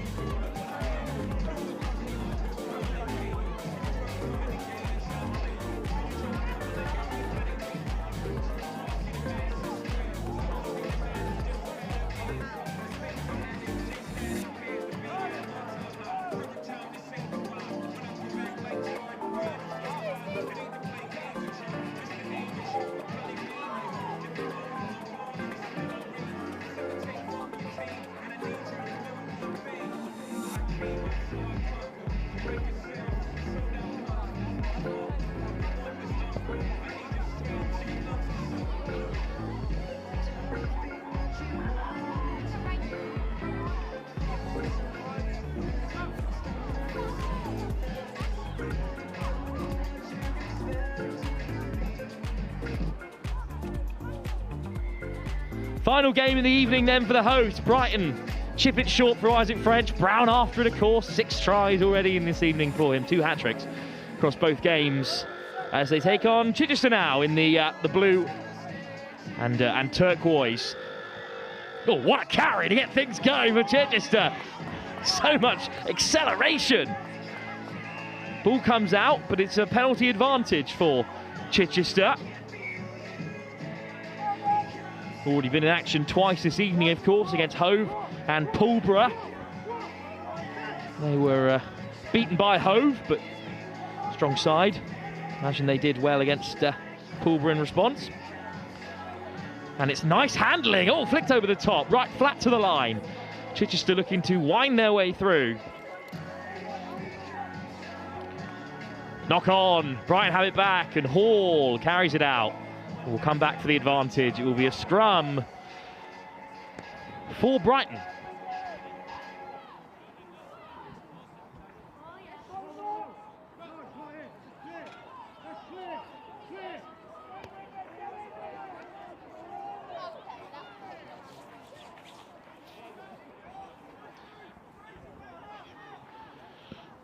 Oh, just chipped through by Brighton and spilt on the recollect. So a chance for the men in white to counter.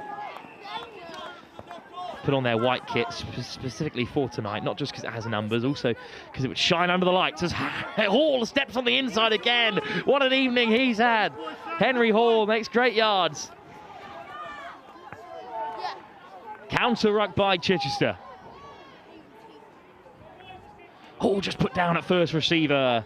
A rare error from Isaac French. He's been in great form this evening.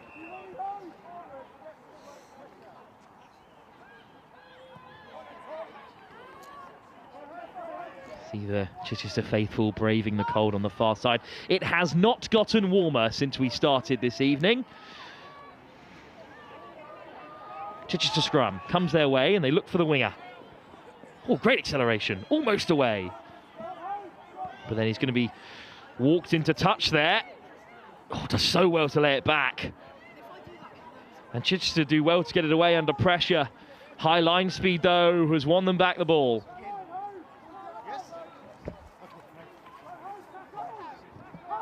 It's officially -1 here at Waterhall. Pitch is still holding up. Some fiery footwork has kept the ice off, I believe. As the scrum just about comes Brighton's way, referee's going to recall for another go.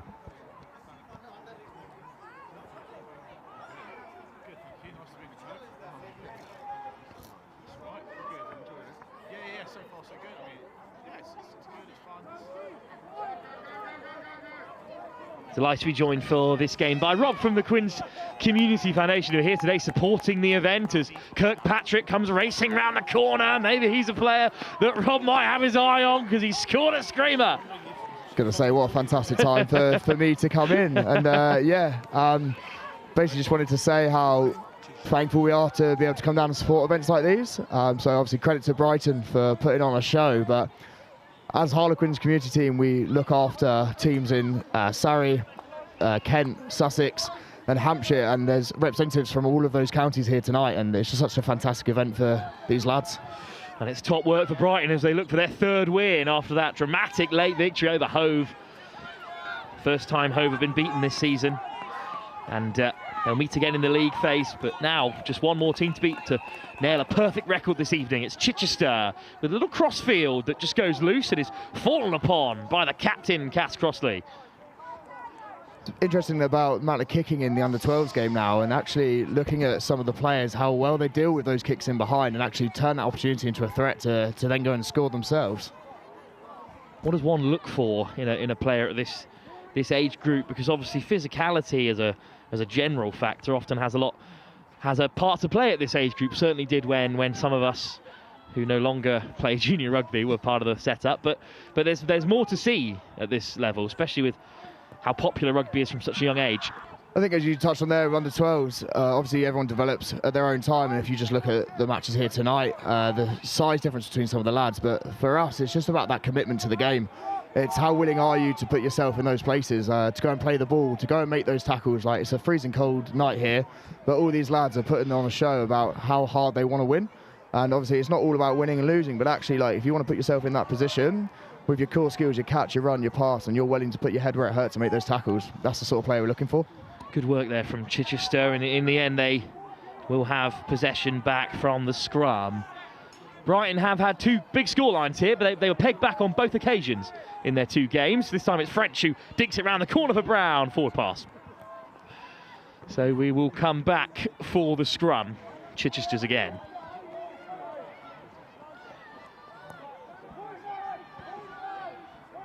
Scrum for the boys in blue. Bounces up in midfield, and it's an excellent pick-up and some nice footwork, but it's that man again. Can't keep him out of the game, Henry Hall. Shame there are no back rows in this format, because he'd be sticking out as a loose forward, and he's nicked it again on the deck. Can't keep him out of the game at the moment. He's everywhere in that red scrum cap. Kirkpatrick, who's come alive after the second game when he was a big part of their screamer against Hove. Brown. Hat-tricks in both games so far. Eventually, though, the ball is knocked on. Good defence from Chichester. Not many sides have been able to contain Brighton like that out wide. Hove over on pitch 2 at the moment, looking to make a comeback against Pulborough. You touched on, Rob, earlier, the spread of teams that have travelled to Brighton this evening on a Friday night. So much commitment from the parents as well. I think that really goes underappreciated. Oh, what a pill. Hang on a moment. That's a ridiculous pass from an under-12 to make, and then chipped down the sideline as well. Kirkpatrick to regather. Goodness, what a showing of skill from Chichester, but Kirkpatrick has it in spades. Big tackle to win it back. We will touch on those parents who've put so much into tonight, but that 4-man miss pass really caught me out, Rob. The skills are on show. You've got to go with where the play goes. No, it goes underappreciated. The parents who bring the lads down on not only nights like tonight, but those cold, wet Sunday mornings throughout the year, and all the opportunities are only there when you've got people that will bring the lads to them. So fair play to them, and it's fantastic to see the skills on show because of it. Another whipped right-handed pass. Fast footwork into contact from Chichester. Chapman makes the chop and hauls over it, and it's another turnover. Man in the red scrum cap is everywhere around the breakdown tonight. And a great evening, Henry Hall. A lot of these Brighton players have. Isaac French has been great. Manny Brown's been a try machine. Kirkpatrick's come alive, and he has the ball again here. Steps on the outside, gets away. The final pass is just disrupted by the tackle. And Chichester with broken field. Pop it over the top. Big bumping carry, but top work to recover from Sam Sutherland. Another missed pass to find that winger on the edge. Cheslin Colby-esque through the first contact. We're just looking to whip that one out the back there, but the pass didn't come off. Just a foot in touch, well spotted by the referee. Just a player down on this short side for Brighton. It's Sutherland who's getting his attention. The surface just starting to firm up as the evening goes on. It is certainly rather frosty out there, and again, can't fault the lads' commitment here on a really cold Friday night in Brighton, but the skill set on show is second to none here. It's end-to-end in this game. Some great scenes over the weekend in the Ace League as Bede got their first win in secondary pool stage in Kingston Park as it snowed. But down in the southwest, it's just as freezing here, and there's just as much quality on show. Oh, just caught the scrum half there. Goes crossfield with it. Bounces up for Brighton, and they just about skin the first man. Great pace and great commitment in the contact as well, but Theo Culver makes good yards. Got to roll away there. Very clear explanation from the referee. That's good to see as well. Brighton not hanging about here, and they're off again. Advantage coming as well. Here's French. Brown. Brought down. French leaves it instead for Kyle Blick. Oh, what a shot! That is a big tackle there, and the pressure's back on Brighton here. Perfectly executed tackle as well. Just good line speed. And Henry Hall has to get out his dustpan and brush. Looking round the corner, it's French and Brown again, that dangerous duo. This time the fly half steps on the inside. Bickle digs it out. Hall hangs it up. Just bounces backwards off Kirkpatrick, and what a pick-up for Chichester. And they have the ball back again. I don't have a problem with under 12 playing like England in the 90s. Just off a cone there, so Chichester still looking to play though. Bumping carry, Kirkpatrick over the ball. Penalty Brighton. Some unbelievable work at the breakdown tonight in this game here from both sides. That first man is so strong over the ball, it really does make it difficult if you get disconnected in the attack. Crossley floats it over the top, but the pass is forward. Brown doesn't know it just yet, still wants another score to make his tally 7 for the evening. 2 hat-tricks in the first 2 games for the winger, and they weren't all walk-ins, let me tell you. Music's on again, which means it will be final play. Unorthodox timekeeping, but don't mind it at all. One last chance for Chichester to leave an impact in this first half, but the scrum's gone the wrong way. So we'll take it to the break. Brighton looking to go 3 from 3 under the lights here in the Super League. At the moment, they lead by 5 against Chichester with 10 minutes still to play.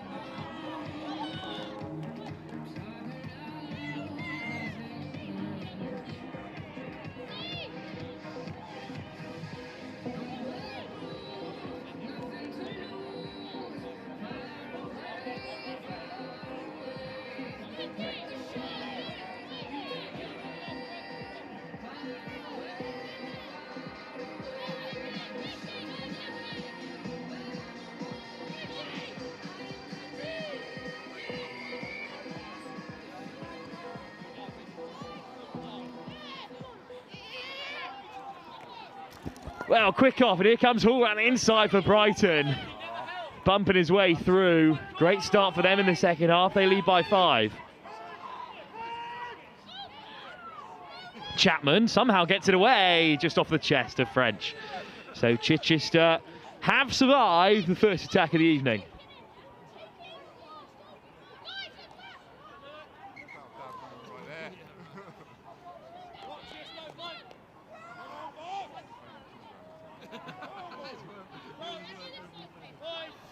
Scrum down for Chichester, only down by 5. Plenty of time left for them to get back into the game against the top Brighton side. Nice little fading run to skip through the first 9 of the defence. Just one more game to come after this. Tonbridge Juddians taking on Havant.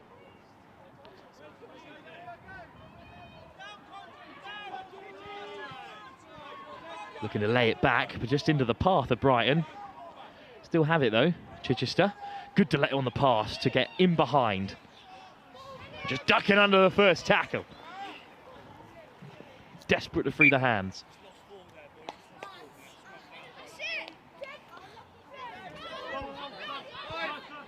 It's bitterly cold out here.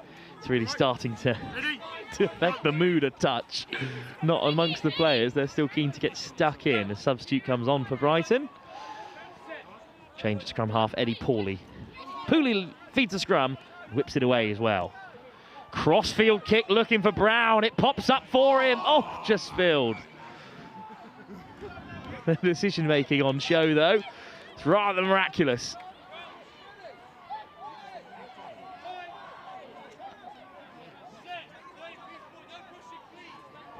Scrum to come for Chichester again, who are applying some pressure in the second half. Little grubber through, good weight on the kick. Kirkpatrick gets back and is eventually brought down. Frees the offload. Nice footwork away from Culver. We'll come back for the first offence. Free kick for Brighton. Plenty of time left. Brighton, I think, will have wanted to have had some points on the board at this stage, going for that third win, but Chichester have held firm. Crossley drops onto it.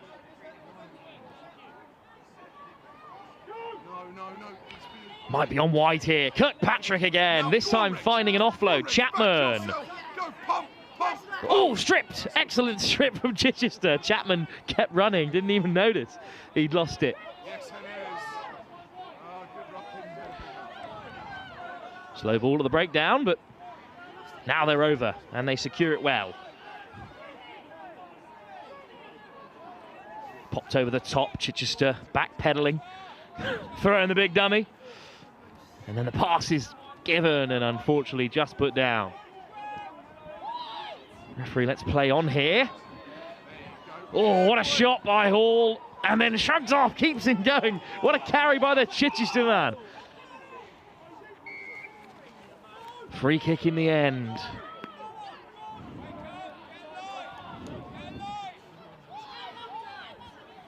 Good period of the play game for Chichester. Just need to come away with something slightly further down the field.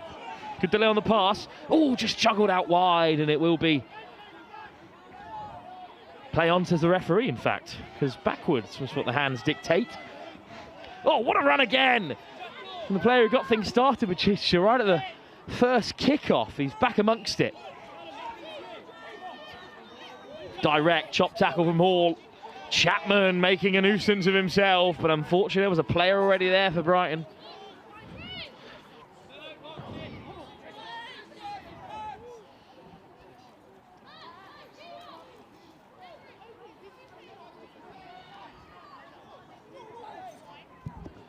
I think we will restart with a scrum in Brighton's favour, or in fact it's just a little quick tap from Chichester. Oh, direct, a big shot from Kirkpatrick. Another pick and go, shrugging off the first, nice offload. Three men there in white, but Chichester looking to sneak over. And they have got the equaliser. Referee just explaining his position there. And Chichester somehow managed to get it down. Brighton aren't messing around here, but that's a fine finish. Taking on a sea of white and blue shorts there. Chichester don't mind at all. Just about gets it down beyond Hall and co. So Brighton have to respond. Lovely kick. Just bounces into no man's land. It's a great pick-up. And it's an advantage coming for Chichester as well, who lay it back on the deck. Ball out. Chichester do well to respond first. Brought down by Hall. And in the end, I think the whistle is going to go. Oh, playing with advantage. And now using it well to make it well worth their time. Great counter ruck. It's just come off the boot of a Chichester player. Nice footwork to keep the game flowing. Perhaps running out of options at the moment. Now more direct. Now with more purpose. Two men in white slowing down the ball. Now it might be on out wide if they can use the hands. Fantastic covering tackle from Kirkpatrick. Oh, hint of an intercept. But offside, called early. There's the tap. Good bit of depth in the attack for Chichester. Well met in the contact. Brighton over the ball. Comes loose, comes Chichester's way. Flung to deck by Juan Rushworth. Into a 3-on-2 here. And the ball does find the winger, but it's just in front of him there. And the ball goes loose. And Brighton survive. Just over 3 minutes on our clock to go here for them to get back into the game. For our final fixture of the evening, when Tonbridge Juddians play Havant. Round the corner, come Chichester, breaking the contact, pinning back his ears, going for the corner, what a shot! Try saver from Reggie Chapman.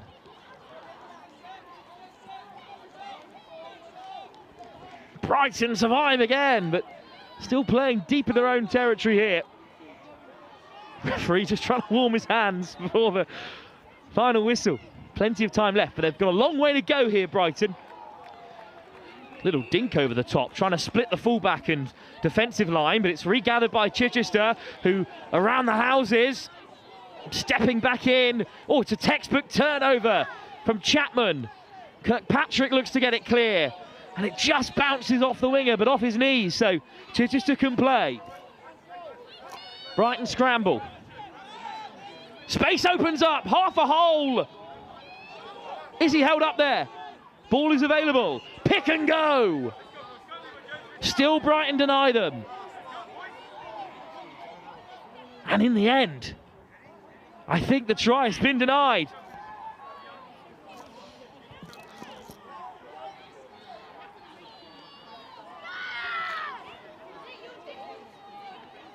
Frantic defence from Brighton, but they've kept them out. And with moments to go here, they've got another chance to clear.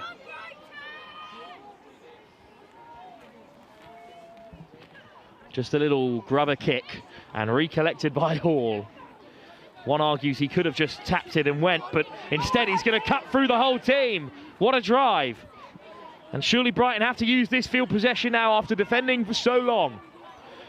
French. Brown. Could it be his moment again, Brown? Stepping on the inside. Stripped in the contact. Chichester in this second half have been clinical in defence. And only Brighton's fantastic work at the back has denied them. Lovely lift off the deck. Another offload through contact, but this time it's put down.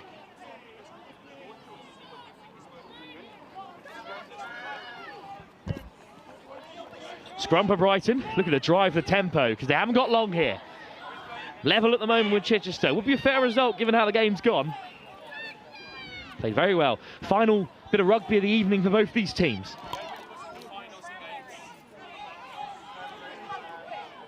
Soft hands to get away. Crossley, Hall, Brown. Fantastic pickup and good step. Crossley flying into the breakdown. Just gets away from French.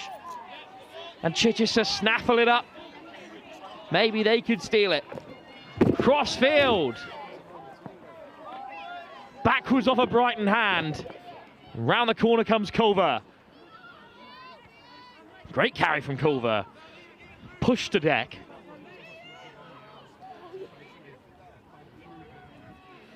Nice short line from Chapman. What a job tackle. Still Brighton have it. Short of options. So Hall might look to go himself. Does find the pass. Good to see Sam Sutherland back with us as he draws a penalty. It's advantage Brighton. Deep into final play. Hall. Crossley has Brown outside him. It's Manny Brown again. Beaten by the last. Crossley goes flying through the breakdown. Hall with a quick pick and go. Sutherland. Is this the moment for Brighton? Flashing it across. Oh, it beats the winger. It bounces unkindly off the frozen turf. And the opportunity has passed Brighton by. Their best of the second half after defending so valiantly against this Chichester team who have been playing out of their skin here against the hosts. Free kick. Stolen on the breakdown by Henry Hall. Very good kick cross field in the end, but unfortunately it wasn't Chichester's to play with.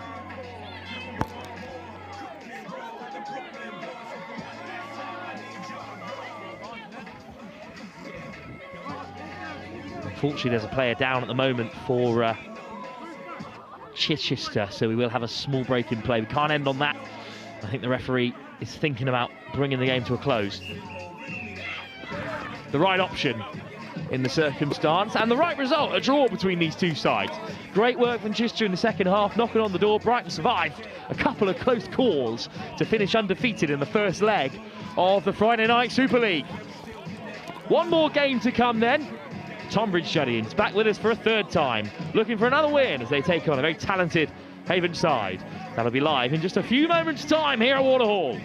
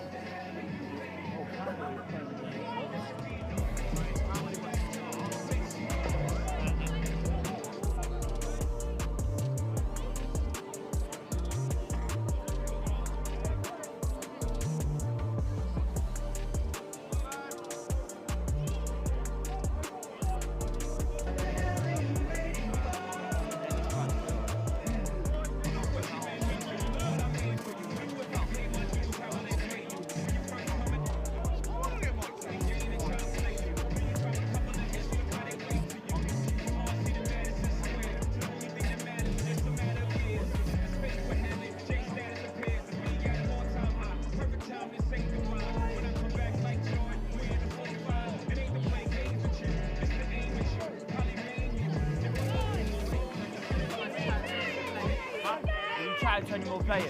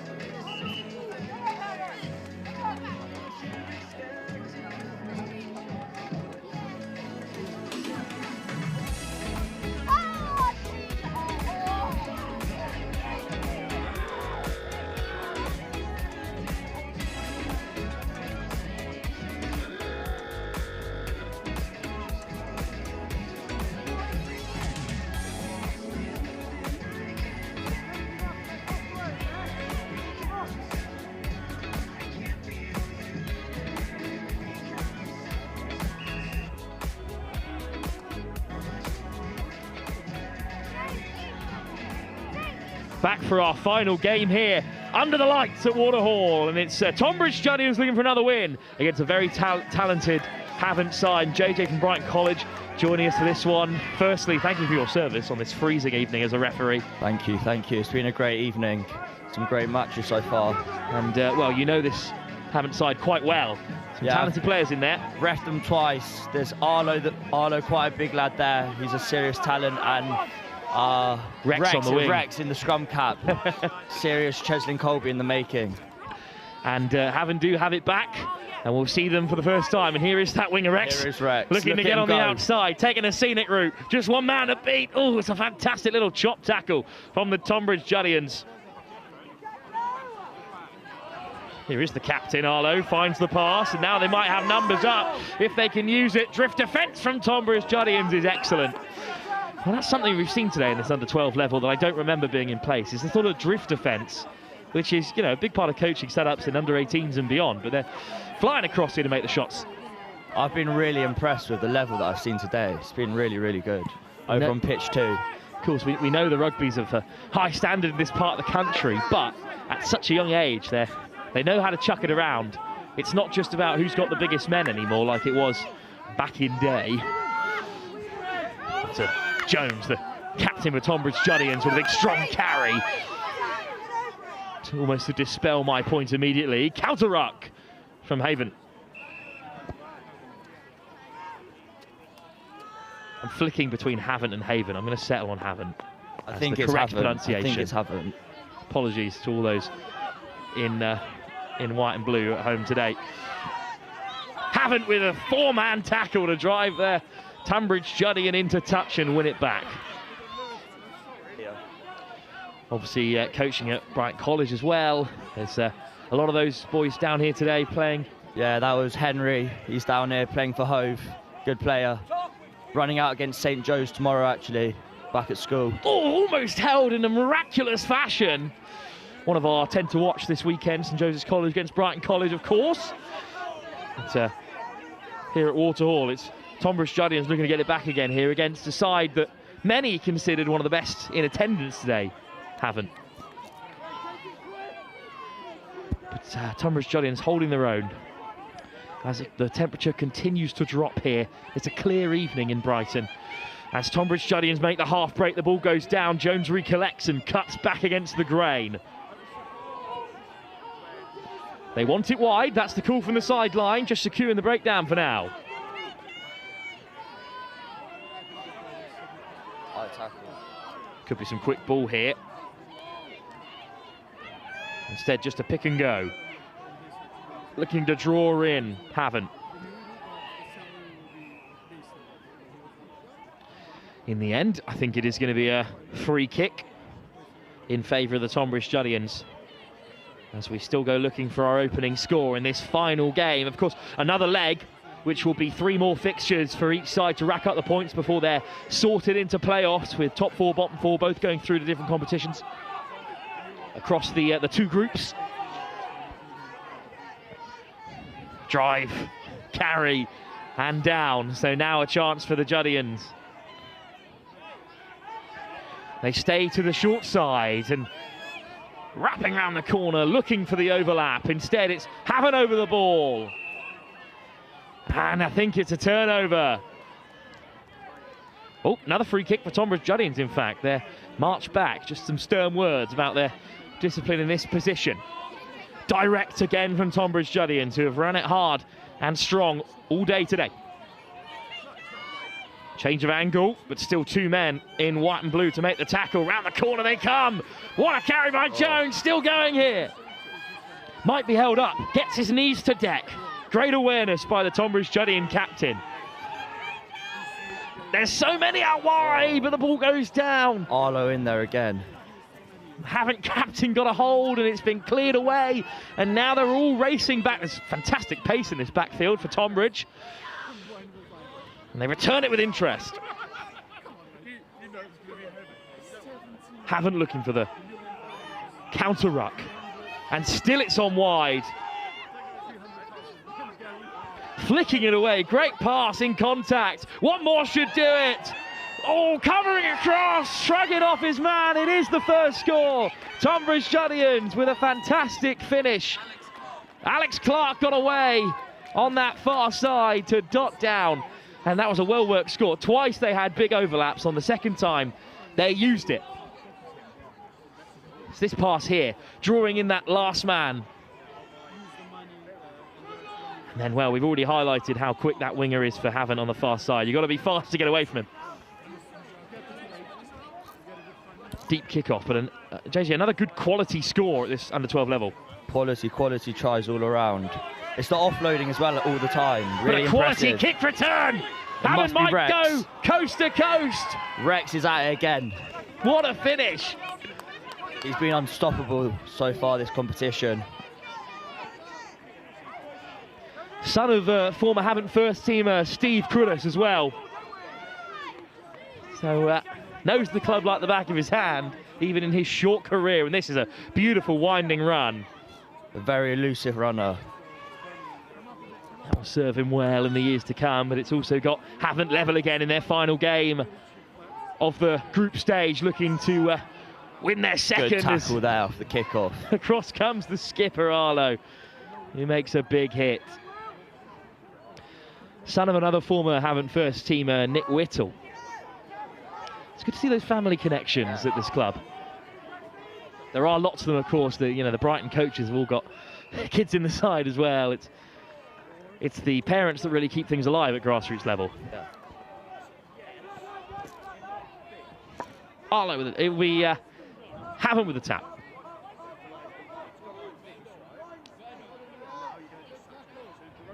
Arlo on the hard line. Almost slipped straight through. Brave defending from Tonbridge Juddians to bring down the biggest player on the field.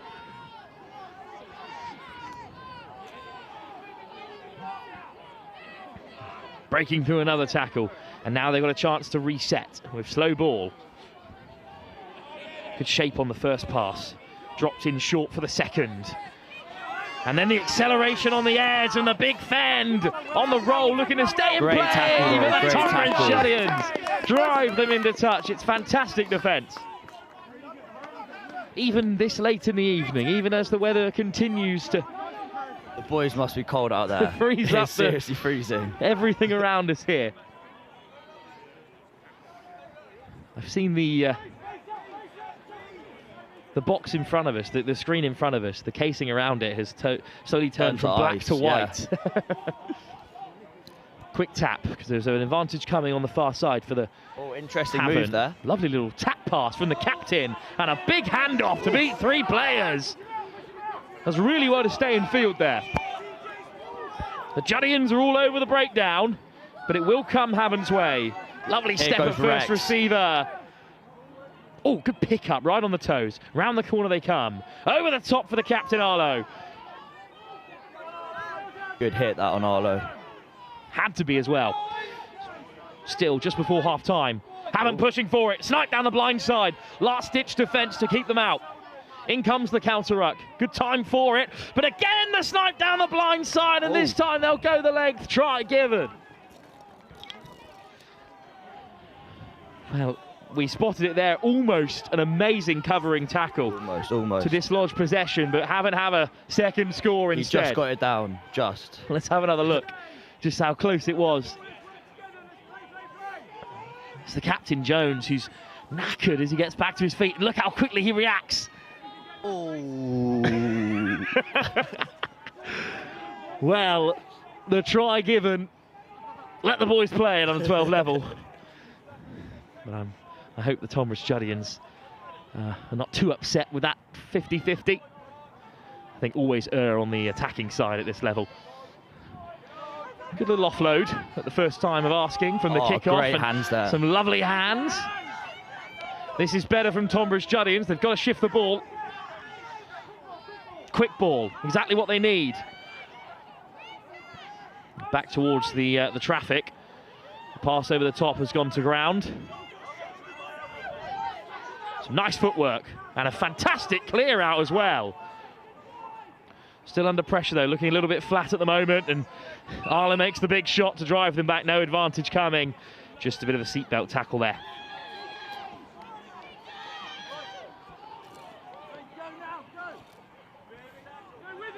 You see the steam coming off the supporters and players out there. It is bitterly cold, but still they battle on. Interception right before the break. Havant will saunter home for a third try. How crucial could that be in this game? Right on the half-time break as well. Havant have a third. They lead by 15-5. Tonbridge Juddians took an early lead, but one of the top sides in the competition fought back well in that latter second stage of the first half, and now is the second still to come. They lead by 15-5 at the break.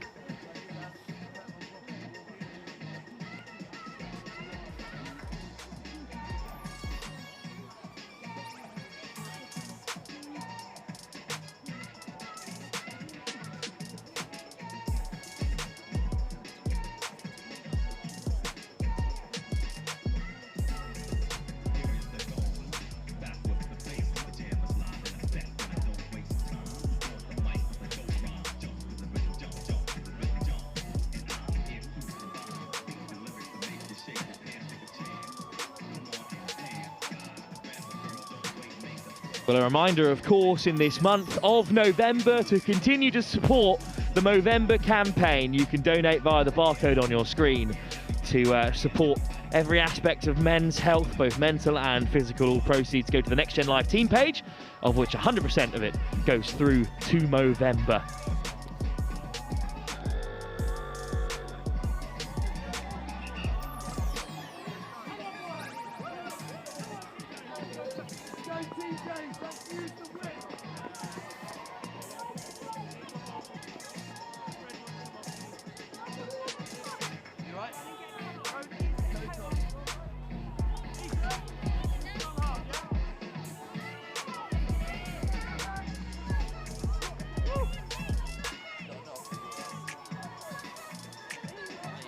Kick-off to come from the Tonbridge Juddians, who trail by 15-5 in our final half of the first leg of the Friday Night Super League here at Waterhall, the home of Brighton Blues. Brighton have already got off to a perfect start in the competition with 2 wins and a draw, leaving them at the top of their pool. But it's Havant who have looked really strong so far against the Tonbridge Juddians, who themselves are undefeated. Big shots out wide early stages. JJ from Brighton College has been reffing all evening alongside us as we brave the cold for 10 minutes more. Final 10 to go. Crossfield, Havant are after it, but it pops up right on the edge, and a little grubber through to boot. Oh, well, that would have been special. That would have been an unbelievable try. Crossfield, it looked like the touchline was going to be the first one to get a hold of it, but it bounced up, and then it was grubbered through. Tackle off the ball to deny them a famous old try. But they will have the free kick in a promising position. Oh, put down. And the Tonbridge Juddians have survived. Still looking to play as well with advantage. And there is space out wide for them if they can get this ball down. Tonbridge Juddians piling in, and the ball is available.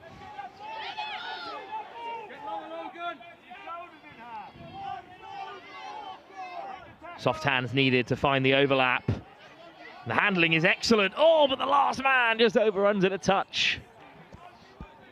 Good shape on the attack, though, from Tonbridge Juddians. Something we've seen all day.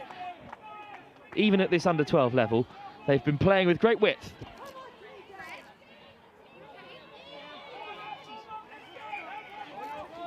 Little hitch kick, but a great chop tackle by Jones. And it's a turnover. Off goes Arlo. Round the corner, the captain. Bumps off one. And frees the offload as well. Another offload. Another chance for them out wide. Oh, what a shot. Fantastic read by the Tonbridge Juddians. Pick and go from the scrum half. Held up, and then the ball loose. And the Tonbridge Juddians are looking to break. Player down in the backfield, so they're still attacking with one fewer and still making great yards. Looking to drag the man Serious into overlap touch. if they can get it out. Well, I think in the end they were just walked into touch, which might bring this most recent stage to a close.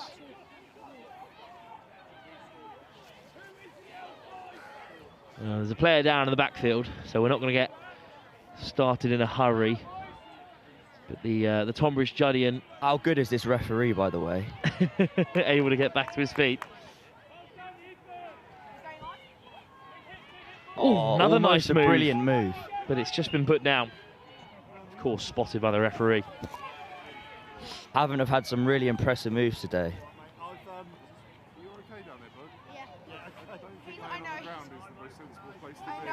Do you want to come inside, Fred? Yeah, I can. It's really cold. Do your hand. So cold. Do your hand. You couldn't be laying on the ground like that. Nice handling from the Juddians, looking to create again here. After taking the lead, they haven't had too much possession inside the Havant half. They've got space out wide. Oh, but they'll go to the direct route instead. Drawing in the last few defenders. Now surely there'll be space out wide.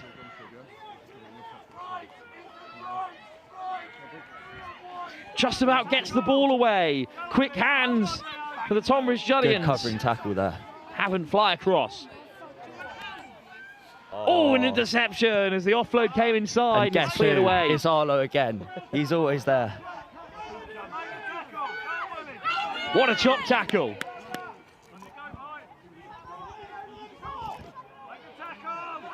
Oh, but the ball is loose for the Juddians. There's finally the overlap exploited. It's another try saver for Havant in the backfield, and then flying through the breakdown. I think the ball is going to come the Tonbridge Juddians' way. This Havant defence has been seriously impressive.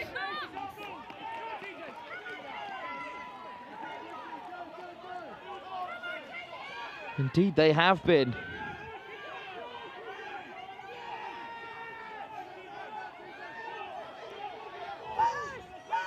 Tonbridge Juddians with a penalty advantage. It's just through the legs.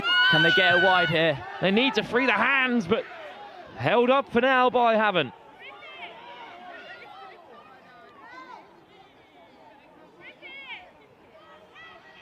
Somehow they get the ball away, and now they look to race into the corner. In the corner. What a tackle! Oh, knock on. Big tackle right at the very last there to deny the Tonbridge Juddians, but they do have a free kick, I believe. HIA called on by the ref. Did wear a heavy hit on that far side. Over goes the Tonbridge physio. Well, as we have a small break in play, of course there are 2 more legs to come of the Friday Night Super League. In the 30th of January, I believe, is the next one. And then a bit of a break until March time, when the playoffs will kick off. The sides will have had a bit more time together before that point. As it's an awesome experience for these under-12s. To get to play under lights, filming, commentary, everything. It's a cool experience. And I think we know exactly where this is going for the Tonbridge Juddians from the free kick.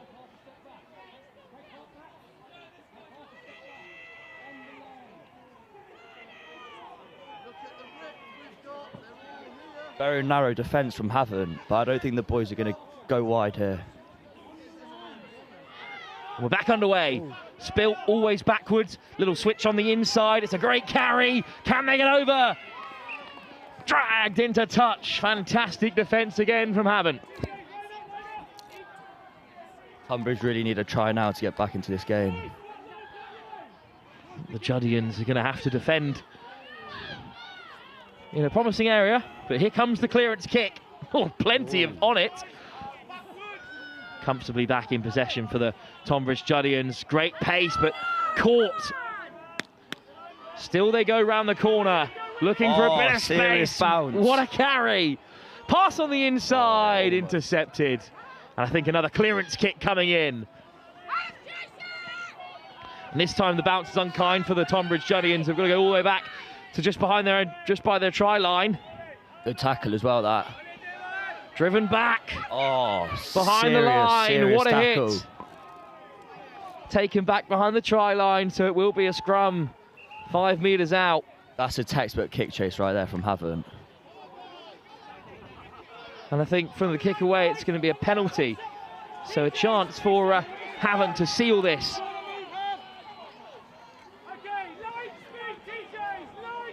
They'll go into the second round as real competitors in this top group.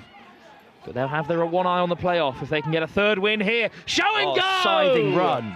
Straight through for a 4th try. Great score.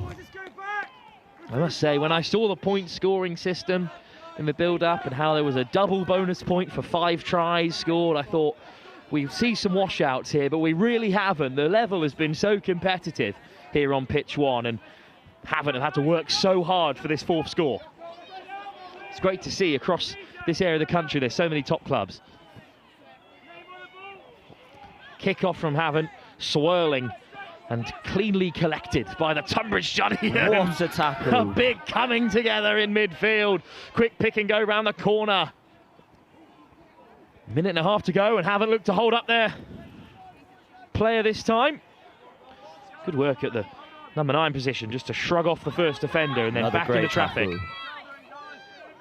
I think the players know that we're nearing the end here, because things are just descending a little bit. Few injuries creeping in here now. Hopefully nothing serious, just a few knocks in the cold weather. It's not surprising with how cold it is at the moment.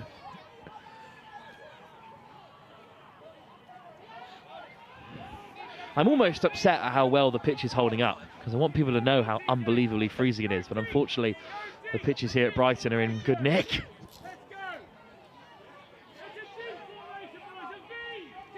Another change for the Tonbridge Juddians. And a quick tap for them as well. And a great carry. Putting in the fend and bumping off defenders. Nice offload as well. And the Juddians come flooding through. I think it's some work on the breakdown there that's forced a disruption. It was not legal. So we'll have another tap. Maybe the last chance. Oh, great Nice feet step from the this big man. time.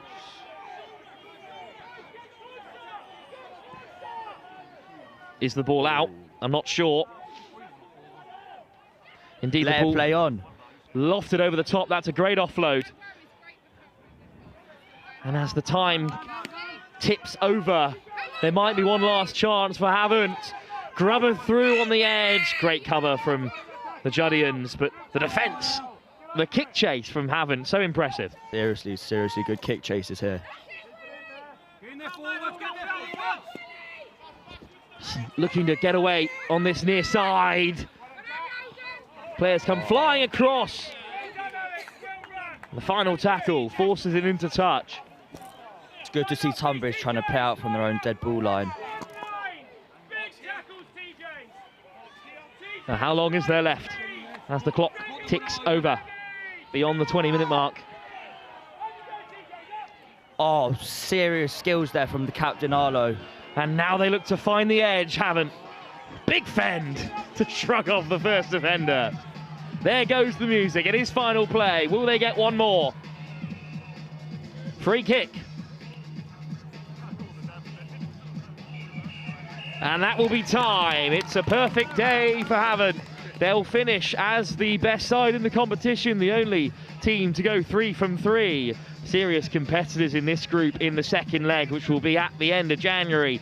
But JJ, thanks for joining us. Thanks for having me. It's been a pleasure. And thank you to all of you at home who have tucked into the coverage across the day. As we said, there is more live action under the lights on the 30th of January, the second leg, where there'll be another 3 matches of the pool stages for all of the sides who competed here this evening before a final leg, which will be a playoff for the top 4 sides, the top 2 from each half of the draw.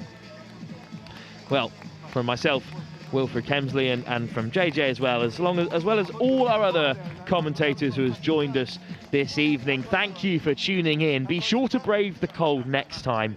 And stick with us on Next Gen Live, because on Sunday it will be a very important leg of the Independent Schools League in the netball before early next week we head down to Bristol for a big game of hockey. Before the action returns in December, 2 big games at Sixways, including the Modus Cup. Before, of course, the headline in December, we're flying over to Barcelona for the Global Schools Challenge. There's so much to come for the rest of January and in early December. But for all of us here at Waterhall, the home of Brighton, who themselves have gone undefeated on day 1, thanks for joining us. And we're going to head just over there into the warmth, into the clubhouse as soon as possible. I'm Wilfred Kemsley. Thanks for joining us, and have a lovely weekend and enjoy the rest of your evening.